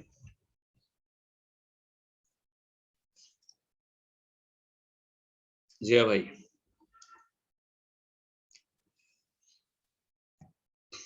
all of the following should be included in the reconciliation of net income to net operating cash flow. এটা আরেকটু confine করে দিছে যে operating activities নিয়ে চিন্তা করো, এর বাইরে যাওয়ার দরকার নাই, আমাকে সর্টিং করার কিছু নাই। সি হবে না এটা? সি except and সি হওয়ার কথা না, purchase of land and building. Stress দিয়ে বলেন। হ্যাঁ, সি হবে, যেহেতু এটা ইনডাইরেক্ট আসছে, এতে কনসিডার হবে না, অনলি সি। ঠিক আছে, that means it is C, right answer. আচ্ছা, বাকিগুলো তো হবে না। Increase in income tax payable, decrease in prepaid insurance, এগুলো তো অপারেটিং অ্যাক্টিভিটিস নিঃসন্দেহে। Decrease in inventory, operating activities. So purchase of land, building বা ফিক্সড অ্যাসেট, মানে অ্যাকুইজিশন অফ অ্যাসেট, ডেফিনেটলি এটা অপারেটিং অ্যাক্টিভিটিস না, এটা ইনভেস্টিং অ্যাক্টিভিটিস। ওকে, আচ্ছা, দাদার কাছে একটা প্রশ্ন পেন্ডিং ছিল, জানি কোনটা? 31 নাম্বারটা। হ্যাঁ, 31। আমরা ওখানে কি যেতে পারি? দাদা কি রেডি? একটু ইজমা কিয়াস বাকি ছিল ওখানে। আপনারা আরেকটু আগাবেন না? আমি শেষে দিতে যাচ্ছিলাম জিনিসটা। আচ্ছা, এই প্রশ্নগুলো আসলে রিপিট, সব একই টাইপের প্রশ্ন, মানে আমি আর বেশি টানতে যাচ্ছি না। 31 তো আমাদের 70 পর্যন্ত টার্গেট ছিল, আসলে এটাতে 70 পর্যন্ত, আমি 70 না, যতদূর 68 পর্যন্ত সব প্রশ্ন একই রকম, রিপিটেটিভ। মোটামুটি আমি একদম আমার আর কোনো কনফিউশন নাই যে আপনাদের মধ্যে কোনো কনফিউশন আছে রিগার্ডিং ক্লাসিফিকেশন, অর্থাৎ 3টা ক্লাসকে আইডেন্টিফাই করা, financing, operating, investing and financing, আর কোনটা ইনফ্লো আর কোনটা আউটফ্লো, আমার মনে হয় ভেরি মাচ ক্লিয়ার। সেক্ষেত্রে ডিরেক্ট থেকে কি কোনো কোশ্চেন করে? ডিরেক্ট থেকে কোনো প্রশ্ন নাই, ওই একটা প্রশ্নই আছে যেটা নিয়ে আমাদের কনফিউশন এখনো একটু রয়ে গেছে, আর এ এন্ড ডি নিয়ে তৈরি ভাইয়ের যে কনফিউশনটা, আমারও কনফিউশন আছে এটা নিয়ে। ওই একটা প্রশ্ন ছাড়া কোনো প্রশ্ন নাই ডিরেক্ট। আচ্ছা, তাহলে আর দু একটা দেখি আমরা, এই ক্যালকুলেশনটা করে দিবেন। যদি আপনার চয়েস অনুযায়ী করেন, যেটা আমাদের কনফিউশন হইতে পারে। আমার চয়েস অনুযায়ী, আপনার চয়েস অনুযায়ী কোন কোশ্চেন করেন যে 68 পর্যন্ত, যেটা আমাদের কনফিউশন সৃষ্টি করতে পারে। আচ্ছা আচ্ছা, না আমি মোটামুটি সবগুলাই দেখছি এবং সেভারাল টাইমস দেখছি, তো আমি ওই জন্য বলতেছি প্রশ্নগুলো রিপিটেটিভ টাইপের, একই টাইপের আছে, খুব এক্সক্লুসিভ কিছু না। ক্যাশ ফ্লো তো আসলে চেনার বিষয় ওইটাই। ক্যাশ ফ্লো আমরা এমনি নর্মাল, আমরা ট্র্যাডিশনাল বা আইসিএমবি যেটা আমি করছি, ওখানে তো আমাদের 20 মার্ক 25 মার্কের ম্যাথ থাকতো ক্যাশ ফ্লোতে। ক্যাশ ফ্লো একটা সাজাইতে গেলে আপনার 7-8টা ছোট ছোট ওয়ার্কিংস থাকে, আসলে এই জিনিসগুলাই এখানে আছে, সেম জিনিসটাই। জিটু ভাই একদম 15 সাল আগের যে সিলেবাস ওইটাতে ছিল, ওইটা হ্যাঁ হ্যাঁ, পুরান সিলেবাস, যেটা মানে ট্র্যাডিশনাল বাংলাদেশ ইন্ডিয়ান। হ্যাঁ হ্যাঁ হ্যাঁ, মাঝখানে তো আমি আইএফএ 2বার ফেল করছি, আইএফএ আর থার্ড টাইম এক্সাম আমি দেই নাই, কিন্তু আইএফএ ফেল করলে হবে কি, আইএফএ তো অনেক কিছু শেখা গেছে, ইন্টারমিডিয়েট ফিনান্সিয়াল অ্যাকাউন্টিং, যেটা পুরো কাইসুর বইটা হজম করতে হয়েছে, যদিও ফেল করছি না। বড় অঙ্ক করা অনেক বড় 25 মার্কস থাকে, মানে অনেক লম্বা। আমি সাথে আবার একটা ছোট কোনো শর্ট নোটও থাকতে পারে। মাঝখানে 15 সালের পরে যে সিলেবাসটা আনছে, মানে আমি ভর্তি হয়েছিলাম বাট কোনো পরীক্ষা দেই নাই। হ্যাঁ 16 এ চেঞ্জ হয়েছে, কিন্তু 15 সাল ওদেরকে পুরান সিলেবাসে এক্সাম দেওয়ার সুযোগ দিচ্ছে আপনার 20 সালের ডিসেম্বর পর্যন্ত। কিন্তু এখন আমরা একেবারে নতুন আরেকটা, হ্যাঁ জিতু ভাই, হ্যাঁ হ্যাঁ জিতু ভাই, হুম, হ্যাঁ দাদা। জিতু ভাই, হ্যালো। বলেন দাদা, বলেন। ও আচ্ছা, এই কোয়েশ্চেনটা তো আমি দেখলাম হুম, হুম। এফএএসবি একটা হুম। রিকোয়ারমেন্ট আছে। আচ্ছা আচ্ছা। রিকোয়ারমেন্টটাতে বলতেছে যে another complexity of the direct method is that hmm, FASB requires a business using the direct method to disclose the reconciliation of net income to the cash flow from operating activities that would have been reported hmm, if the indirect method had been used to prepare the statement. হুম, মানে যদি indirect method use করা হতো, হুম, হ্যাঁ, তাইলে reconciliation of net income to cash flow from operating activities that would have been reported. আচ্ছা, another conclusion that requires business using the direct method to disclose the reconciliation. আচ্ছা, 1 minute. আচ্ছা, আপনারা আগান, আমি এটা একটু করি। হ্যাঁ, এটা একটু প্যাঁচ আছে জিনিসটা, আচ্ছা, বুঝছেন? আপনাকে 5 মিনিট আমি 5 একটু মিনিট দেখি সময় দিলাম। জিনিসটা। 5 মিনিট দিলাম। হ্যাঁ, 5 মিনিট সময়। হুম। 5 মিনিট কি আমাদের টি ব্রেক? না না, ব্রেক নাই। টি ব্রেক দিয়ে কি করবো? কোথায় চা খাওয়াবো আপনাদের? যেটু ভাই যেটা বলতেছিলাম, এখন রিসেন্টলি আবার চেঞ্জ করছে, তাহলে মাঝখানে যেটা সেটা তো সীমা সিলেবাসকে ফলো করছিল। সীমা ওল্ড সিলেবাসটা 2010 এর সিলেবাসটা। তাহলে এখন যেটা একদম রিসেন্টলি আবার করছে কি যেন, এখন আইসিএমবি নিজস্ব একটা মডেল দাঁড় করাইছে এত বছর পরে। হ্যাঁ, ওরা কিছু কোর্স ভেঙে চুরে সব জায়গা থেকে নিয়ে এখন 3টা লেভেলে ভাগ করতে বলা। হ্যাঁ, নতুন করে আপনার কিছু ইন্টিগ্রেটেড করছে, নিজস্ব বই বের করছে, যদিও বইটা এখনো বাজারে অ্যাভেলেবল পাওয়া যাচ্ছে না। আইসিএমবির কিন্তু এতদিন পর্যন্ত, যদিও ওটা কত 50-এর দশকে স্থাপিত, এখনো পর্যন্ত আইসিএমবির নিজস্ব কোনো টেক্সট বুক ছিল না। হ্যাঁ, সেটা এখন এই নিউ সিলেবাসে ওরা বের করার চেষ্টা করছে। বাট মেইন জিনিস একই, থিম কখনো চেঞ্জ হয় না। আপনার এসিসিএ, সিএমএ, সীমা যাই বলেন না কেন, এগুলো সবই একই মায়ের বাচ্চা। পরীক্ষা স্টাইলটা আর কি, সাপোজ হ্যাঁ, একই জিনিস। প্রফেশনালে সে এত বড় কিন্তু হ্যাঁ, ওদের এক্সাম সিস্টেমটা আগের মতোই আছে। আপনার ওই বড় বড় ম্যাথই থাকবে। 15 আগে ছিল 25 মার্কের অঙ্ক, 20 অথবা 5 মার্কের একটা শর্ট নোট থাকতো। এখন একটু ছোট করছে, 15 আর 15-এর সাথে 5 মার্কের শর্ট নোট। হ্যাঁ দাদা বলতে পারেন। ও আচ্ছা, এখানে লিখলো যে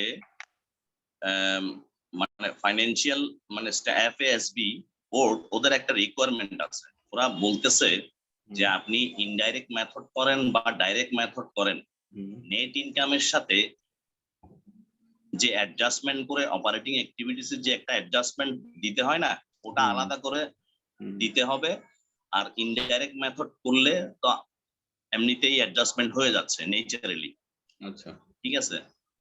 ওরা বলতেছে যদি ডাইরেক্ট মেথডও করে, ডাইরেক্ট মেথডে যদি আপনি করেন, তাহলে তো নেট ইনকামের সাথে ওটার অ্যাডজাস্টমেন্ট, মানে নেট ইনকামটা আসলে ঠিক আছে কিনা, হ্যাঁ, অপারেটিং অ্যাক্টিভিটির সাথে এই সামঞ্জস্য আছে কিনা, এফএএসবি এটা চেক করে, বুঝছেন? সেজন্য আপনি ইনডাইরেক্ট মেথড করেন আর ডাইরেক্ট মেথড করেন, ওই রিকনসিলিয়েশন অফ নেট ইনকাম একটু অপারেটিং অ্যাক্টিভিটি এখানে যেটা দেখাইছে এটা দিতেই হবে। এটা এফএএসবির একটা রিকোয়ারমেন্ট, সেজন্যই আসলে এই ইয়েটা দিছে, বুঝছেন? হ্যাঁ, আচ্ছা, এটা হচ্ছে আচ্ছা, ডিটা বলতেছেন আপনার এফএএসবি রিকোয়ারমেন্ট অনুযায়ী, ঠিক আছে। হ্যাঁ, ডি এখানে বলতেছে কি নিড নট হবে না, তাই না? মানে অবশ্যই নিড লাগবে। মানে জিনিসটা কি, রিকনসিলিয়েশনের তো আসলে দরকার নাই, ক্যাশ ফ্লো তো এমনিতেই হয়ে যাচ্ছে। হ্যাঁ, কিন্তু এফএএসবি বলতেছে যদি আপনি ডাইরেক্ট মেথড ইউজ করেন, তাইলে নেট ইনকামের সাথে এর অপারেটিং অ্যাক্টিভিটিসটা সামঞ্জস্য আছে কিনা এটা চেক করার জন্য আলাদা করে স্টেটমেন্ট দিতে হবে। তার মানে reconciliation of net income to operating cash flow দিতেই হচ্ছে, স্ট্যান্ডার্ডাইজ করার জন্য।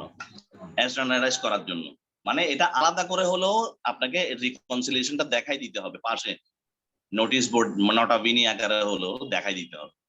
আচ্ছা, মানে এটা আমি চেক করছি, ওরা কি লিখছে আমি আপনাকে পড়ে শোনাই একবার। সেটা হচ্ছে another complexity of the direct method is that FSB requires a business using the direct method to disclose the reconciliation of net income to the cash flow from operating activities that would have been repeated if the indirect method had been used to prepare the statement. আচ্ছা হ্যাঁ, তার মানে আমি যদি indirect method করতাম তখন অ্যাডজাস্টমেন্টটা তো automatic হয়ে যাচ্ছে, কিন্তু ডাইরেক্ট মেথড যদি করি তাহলে ওটা আলাদা করে দেখাই দিতে হবে আমার।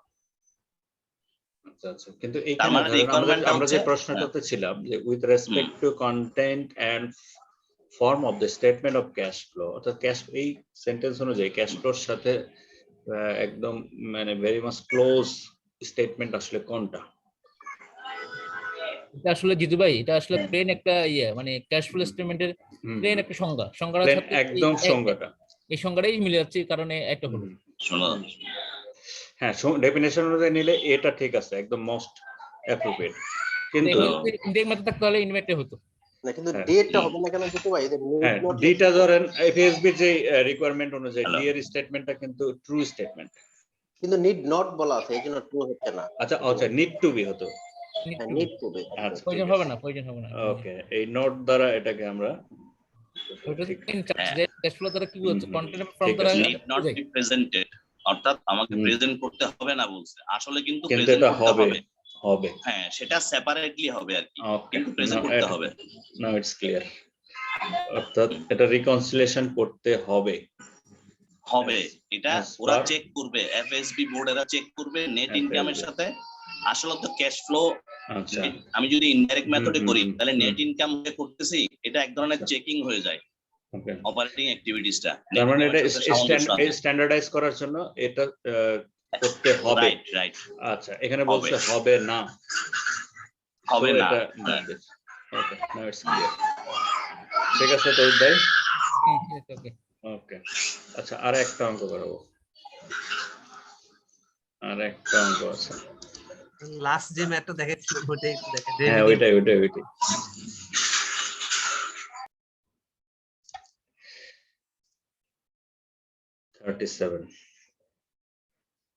37 ছিলাম না 38 ছিলাম, 38টা এটা অ্যান্সার আপনারা দিবেন 1.5 মিনিট সময়।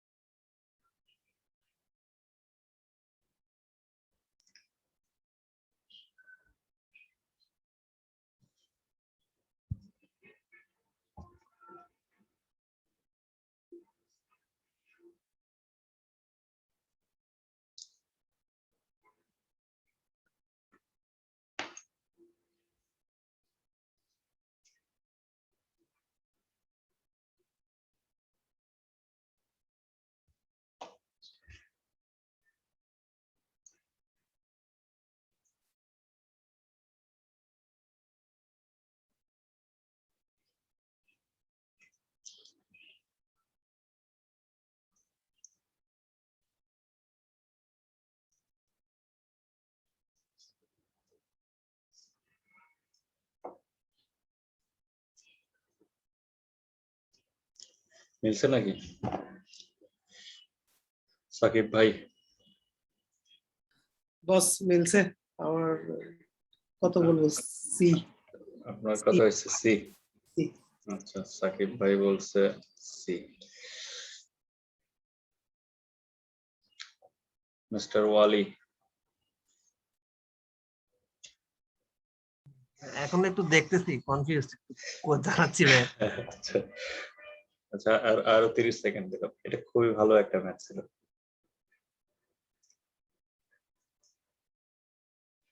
কিছু হিডেন ইনফরমেশন আছে, একটু বের করে নিতে হবে, কারণ সবসময় চোখ যাবে ডান দিকে তো।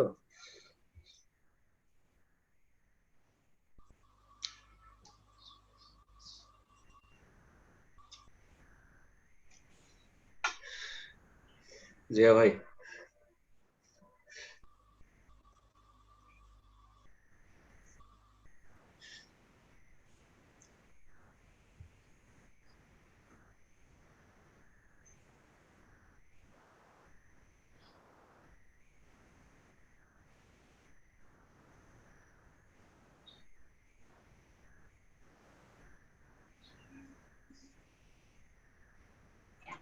অথবা এই যে লেখা আছে ওই জায়গায় during the year garnet non cash current asset raised না রোজ না এটা মানে রোজ রোজ রোজ মানে ইনক্রিজ বাড়ছে বৃদ্ধি পেয়েছে। ইনক্রিজ রোজ মানে বাড়ছে রোজ গোলাপ এটা গোলাপ ফুল রাইস রোজ রাইস রোজ হ্যাঁ রোজ আমার ডি হচ্ছে না, ডি ডি হচ্ছে। রোহিত ভাই ডি হইছে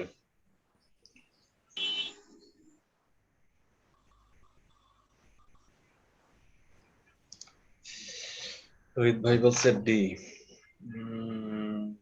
আমি 1 লাখ টাকা কনসিডার করছি আর কি, কনসিডার গুলো আমার আচ্ছা আচ্ছা আচ্ছা ইয়া কি বলে জিয়া ভাই কি বলে? জিয়া ভাই আছেন নাকি? হ্যাঁ আছি, বাট আমি তো ফিগার রেস্ট করতে পারতেছি না মনে হচ্ছে। একটু ডান দিক বাম দিক দুই দিককে খেয়াল করেন, সব মিলেই আসবে আর কি। শুধু রাইট কলামের ফিগার গুলো নিয়ে আসলে এটা অ্যাডজাস্ট করা যাবে না। যেখানে ডেপ্রিসিয়েশন এক্সপেন্সটা আসবে বা ডেভার ট্যাক্স এক্সপেন্সও কনসিডার করতে হবে। এক্স্যাক্টলি, বাদ বাকি এগুলো তো চিন্তাই করতেছেন কি হবে। আচ্ছা জুনায়েদ ভাই? না আমার কনফিউশন আছে। আচ্ছা এটা রাইট অ্যান্সার আসলে সি, 10,80,000। দিতে হবে না কেন? আচ্ছা দেখুন আমরা মিলাইতে যাই, যেটা হয় হবে। হ্যাঁ সৌরভ বলেন তো এটা কি কি হবে? জি ভাই, হ্যাঁ বলেন, নেট ইনকামের সাথে কি কি শুরু বলেন, আপনি বলেন আমি লিখি। নেট ইনকামের সাথে ডিপ্রিসিয়েশন অ্যাড হয়। আচ্ছা তাহলে আচ্ছা স্লোলি যান, আপনি তো তাড়াহুড়া করেন। ডেপ্রিসিয়েশন আমরা যোগ করব তাই না? জি 2 লাখ। আচ্ছা 2 লাখ, তারপরে এখান থেকে আপনার রিসিভেবল যদি বাড়ে সেক্ষেত্রে মাইনাস হবে, আর রিসিভেবল কমলে প্লাস হবে। আচ্ছা তাহলে এটা রোজ বাড়ছে, এটা হ্যাঁ যেটা মাইনাস হবে। ইনক্রিজ করছিল আর কি, যেটা সেটা আমরা মাইনাস করব। হ্যাঁ ওকে মাইনাস, তারপরে সৌরভ? পেয়েবল আপনার বাড়লে অ্যাড হবে, কমলে আচ্ছা মাইনাস। পেয়াবল বাড়ছে। আচ্ছা তাহলে সরাসরি এটা 1,50,000 আমরা প্লাস করব। তারপরে তারপর ইনভেস্টমেন্ট ডেপ্রিসিয়েশন যোগ হবে 2 লাখ। ডেপ্রিসিয়েশন তো আপনার অ্যাড হবে, সরি মাইনাস হতে পারে। Gain on sale and equipment এটা যোগ হবে, এটা মাইনাস হবে। মাইনাস হবে। আচ্ছা তারপরে আর কিছু আছে? তারপরে আপনার ডেফার ট্যাক্স এক্সপেন্সেস নন ক্যাশ, ওটা তো না অ্যাডজাস্টমেন্ট করছে। ডেফার ট্যাক্স এক্সপেন্স এটা আসলে এটা অ্যাডজাস্টমেন্ট না, এটা ইনক্রিজ করছে। আর তো খুঁজে পাচ্ছি না আমি ভাই। এটা ইনক্রিজ করে দেখেন তো কত হয়। যোগ হবে তো। হ্যাঁ 870 plus 2 lakhs minus 1 plus 150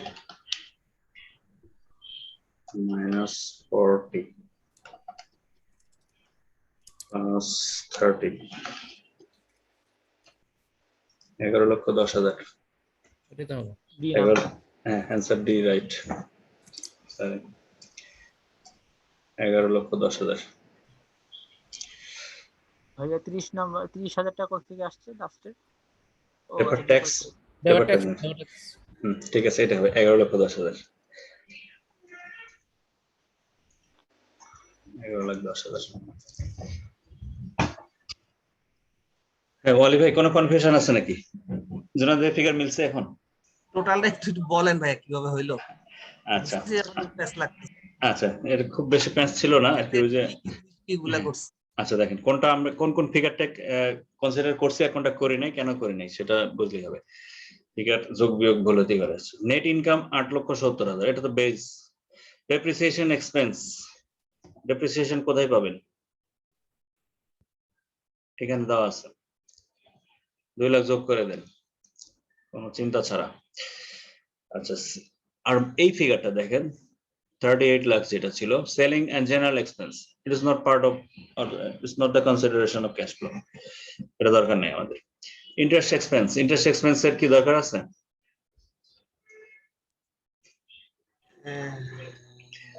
interest expense adjust হয়ে কিন্তু এটা আসছে, সো এটা আমাদের কনসিডারেশন না, কারণ আমরা বেস ফিগার তো 870 নিয়ে নিছি। আচ্ছা, তারপরে একটু গুরুত্বপূর্ণ একটা ফিগার ছিল যেমন gain on sale of equipment.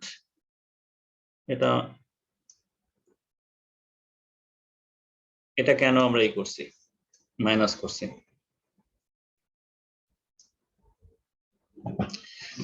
এটাও তো বলতে পারি যে এটা আমাদের তো নেট ইনকাম সাথে অ্যাডজাস্টমেন্ট হয়ে নামছে, ডবল অ্যাড হয়ে যাবে তাহলে, নেট ইনকামের Double মধ্যে হবে। এটা অ্যাড আছে। হ্যাঁ, এটা হচ্ছে এক্সট্রাঅর্ডিনারি আইটেম, কম্প্রিহেনসিভ ইনকাম স্টেটমেন্টের আইটেম এটা। এটা তো নন ক্যাশ আইটেম, তো ওই জন্য। তারপরে আরেকটা ছিল কোনটা, রোজ, অর্থাৎ কারেন্ট অ্যাসেট রোজ। কারেন্ট অ্যাসেটের মধ্যে সাধারণত কি থাকে, যেমন অ্যাকাউন্ট রিসিভেবল, আর একটা হচ্ছে প্রিপেড এক্সপেন্সেস।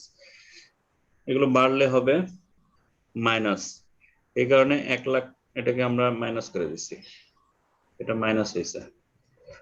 আর একটা ছিল liabilities increase, current liabilities increase, এটা ইনক্রিজ, এখানে প্লাস করছি। এই 30,000 deferred tax including long term deferred tax expense, deferred tax টা ইনক্রিজ করছে। আসলে deferred tax ইনক্রিজ করা মানে একটা লায়াবিলিটি, তো লায়াবিলিটি ইনক্রিজ করছে, বাট আপনি দেন নাই, সো প্লাস, সো টানলে হবে 11,10,000। জিতু ভাই এই 40 আরেকবার বুঝাবেন, gain on sale of equipment 40। আচ্ছা, আমরা একদম মেজর যে টেমপ্লেট দেখছি সেখানে আমরা সাধারণত কি করছি, আপনার অ্যাসেট সেল বা এই ধরনের কোনো গেইন থাকলে, এক্সট্রাঅর্ডিনারি গেইন, যেটা এটা তো আসলে এক্সট্রাঅর্ডিনারি গেইনই বলে, তাই না? জি এক্সট্রাঅর্ডিনারি, এটা তো আসলে আপনার অপারেটিং অ্যাক্টিভিটিস এর মধ্যে পড়ে না। Gain on sale of equipment ও লসও হইতে পারে, এটাকে আপনার আমরা সাধারণত অ্যাডজাস্টমেন্ট করি ক্যাশ ফ্লোতে এসে নেট ইনকামের সাথে। Gain on sale of equipment. আচ্ছা, আরো আসতে পারে, আপনারা যখন অ্যাভেলেবল সিকিউরিটি সেল করে, যেহেতু আমাদের ইনভেস্টমেন্ট থাকে, অ্যাভেলেবল সেল সিকিউরিটিজ যেগুলো থাকে আমরা ইনভেস্ট করি সাধারণত, সেগুলো সেল করে যদি গেইন হয়, সেগুলো আমরা কি করি, যেটা তো আপনার নর্মাল অপারেশনের গেইন না, সাধারণত extraordinary gain or loss. So extraordinary gain or loss, যেটা কিনা পার্ট অফ আপনার কম্প্রিহেনসিভ ইনকাম স্টেটমেন্ট, সেগুলোকে আপনার অ্যাডজাস্টমেন্ট করতে হবে। এখানে আমি একটু বলি, হ্যাঁ শিওর দাদা। সেটা হচ্ছে ধরেন আমি ইকুইপমেন্ট একটা সেল করলাম, ঠিক আছে, আমি ধরেন গেইনে সেল করলাম, আমি লসে সেল করি বা গেইনে সেল করি, এটার জার্নাল এন্ট্রিটা কি হয়, ক্যাশ ডেবিট হয়, আর একটা ক্রেডিট হচ্ছে কি, ক্রেডিট হচ্ছে একটা ইকুইপমেন্ট ওই অ্যাকুমুলেটেড ডিপ্রিসিয়েশন হোক বা লস বা গেইন হোক, যে কোনো একটা দিক, কিন্তু ক্যাশ তো ডেবিট হয়, ঠিক আছে? ক্যাশ ডেবিট হচ্ছে, ক্যাশ তো ডেবিট হচ্ছে আপনার ফুল প্রসিডটা। হ্যাঁ, ফুল প্রসিডটা। তাইলে একটা চিন্তা করেন, যে জিনিসটা আমি গেইনে সেল করলাম, সেটার প্রসিডটা পুরোটাই কিন্তু ক্যাশ ফ্লো স্টেটমেন্টে চলে আসছে, ঠিক আছে? আচ্ছা, হ্যাঁ, চলে আসছে। তাইলে আর হ্যাঁ, আর গেইনে যেটা যোগ হচ্ছে নেট ইনকামে, সেটা কিন্তু নন ক্যাশ, এটা লাভটা আমি জাস্ট লিপিবদ্ধ করতেছি। হ্যাঁ, এখন আমার এইম হচ্ছে মানে অ্যাকচুয়াল বেসিস অ্যাকাউন্ট থেকে আমি ক্যাশ বেসিস অ্যাকাউন্টিং এ যাচ্ছি, কিন্তু নেট ইনকামের সাথে অ্যাডজাস্ট করে, ঠিক আছে? এখন যে গেইনটা হচ্ছে সেটা আমি নেট ইনকাম এর সাথে এটা ইনক্লুডেড আছে, গেইনটা, ঠিক আছে? নেট ইনকামের সাথে গেইনটা ইনক্লুডেড, হ্যাঁ ঠিক আছে, ইনক্লুডেড। সেটা যদি আমি মাইনাস না করি, আমি কিন্তু ক্যাশ বেসিস অ্যাকাউন্টিং পাবো না। হ্যাঁ, এবং সেটা ক্যাশ ফ্লোতে ডবল কাউন্টিং হয়ে যাবে, দেখেন, কারণ ক্যাশ ফ্লোতে সেটা অলরেডি ইনক্লুডেড আছে কিন্তু। আচ্ছা, এটার সাথে আরেকটা, এটার জার্নাল কিন্তু এই জার্নালে সাধারণত কোনো সেল অফ অ্যাসেট আপনি গেইন অর লস যেটাই করেন এটা তো অ্যাকুমুলেটেড ডেপ্রিসিয়েশন কেও টাচ করে। হ্যাঁ, ডেপ্রিসিয়েশন টাচ করবে, ঠিক আছে, সেটা অ্যাসেটের বুক ভ্যালুটাকে অ্যাডজাস্টমেন্ট দেওয়ার জন্য এটা টাচ করবে, ঠিক আছে। কিন্তু নেট ইনকামের সাথে এটা যোগ করে গেইনটা যোগ করে কিন্তু নেট ইনকাম আমরা পাইছি। হ্যাঁ, এখন জিনিসটা যদি আমি ক্যাশ ফ্লো বের করতে যাই তাহলে এটা যদি মাইনাস না করি, গেইনটা কিন্তু এখানে একেবারে নন ক্যাশ একটা আইটেম। হ্যাঁ, মানে ক্যাশ ফ্লো স্টেটমেন্ট ইনডাইরেক্ট মেথডে বের করার পদ্ধতিটাই হলো আমি নন ক্যাশ গুলোকে সবগুলো প্লাস মাইনাস করে অ্যাডজাস্ট করব, ফিল্টার করে দেব। গেইনটাকে যেহেতু আমি প্লাস করছিলাম সেহেতু এখন ক্যাশ ফ্লো বের করার সময় ওটাকে মাইনাস করে নিতে হবে, মানে ক্যাশ বেসিসে আসার জন্য ওটাকে আমি বের করে দেব, মাইনাস করে নিতে হবে, কারণ গেইনটা তো একটা নন ক্যাশ হিসেবে নেট ইনকামে ইনক্লুড ছিল।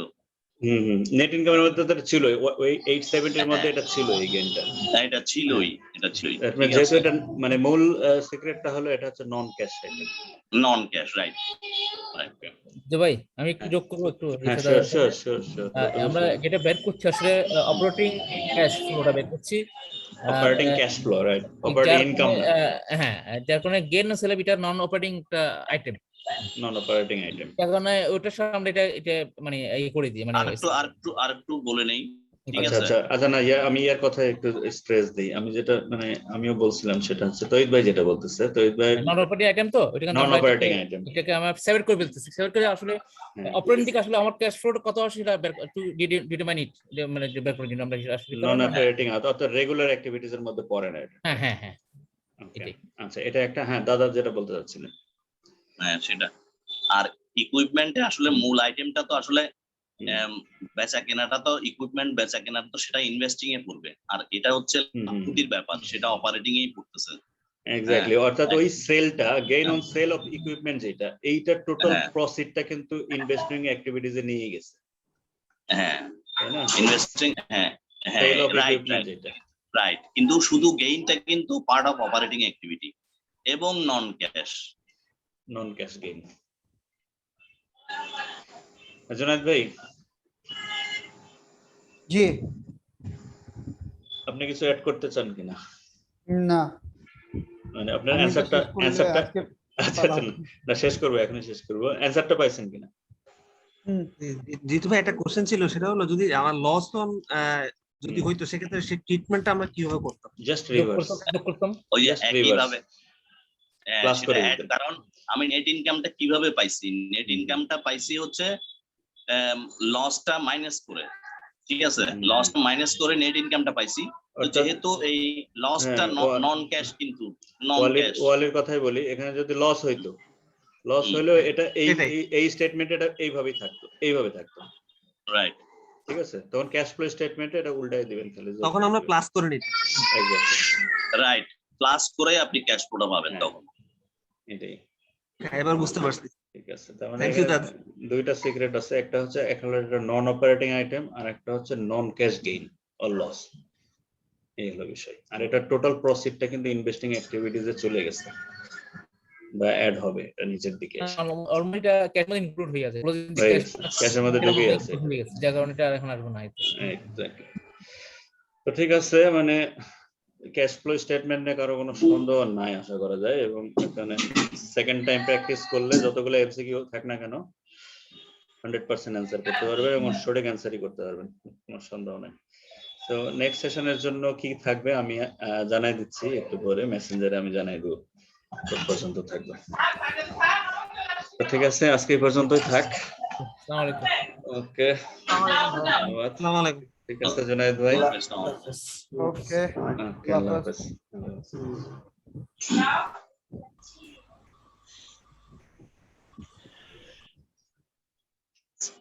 সাকিব ভাইয়ের মেইলটা আমি দিয়ে দিচ্ছি। জি ভাই, থ্যাংক ইউ, আমি দেখতেছি। হ্যাঁ, আপনাকে আমি টেক্সট বুক দিয়ে দিব, আর কোশ্চেন ব্যাংক যেগুলো রিলেভেন্ট সেগুলো আমি দিয়ে দিচ্ছি সাথে। আচ্ছা ঠিক আছে। ওকে, ধন্যবাদ।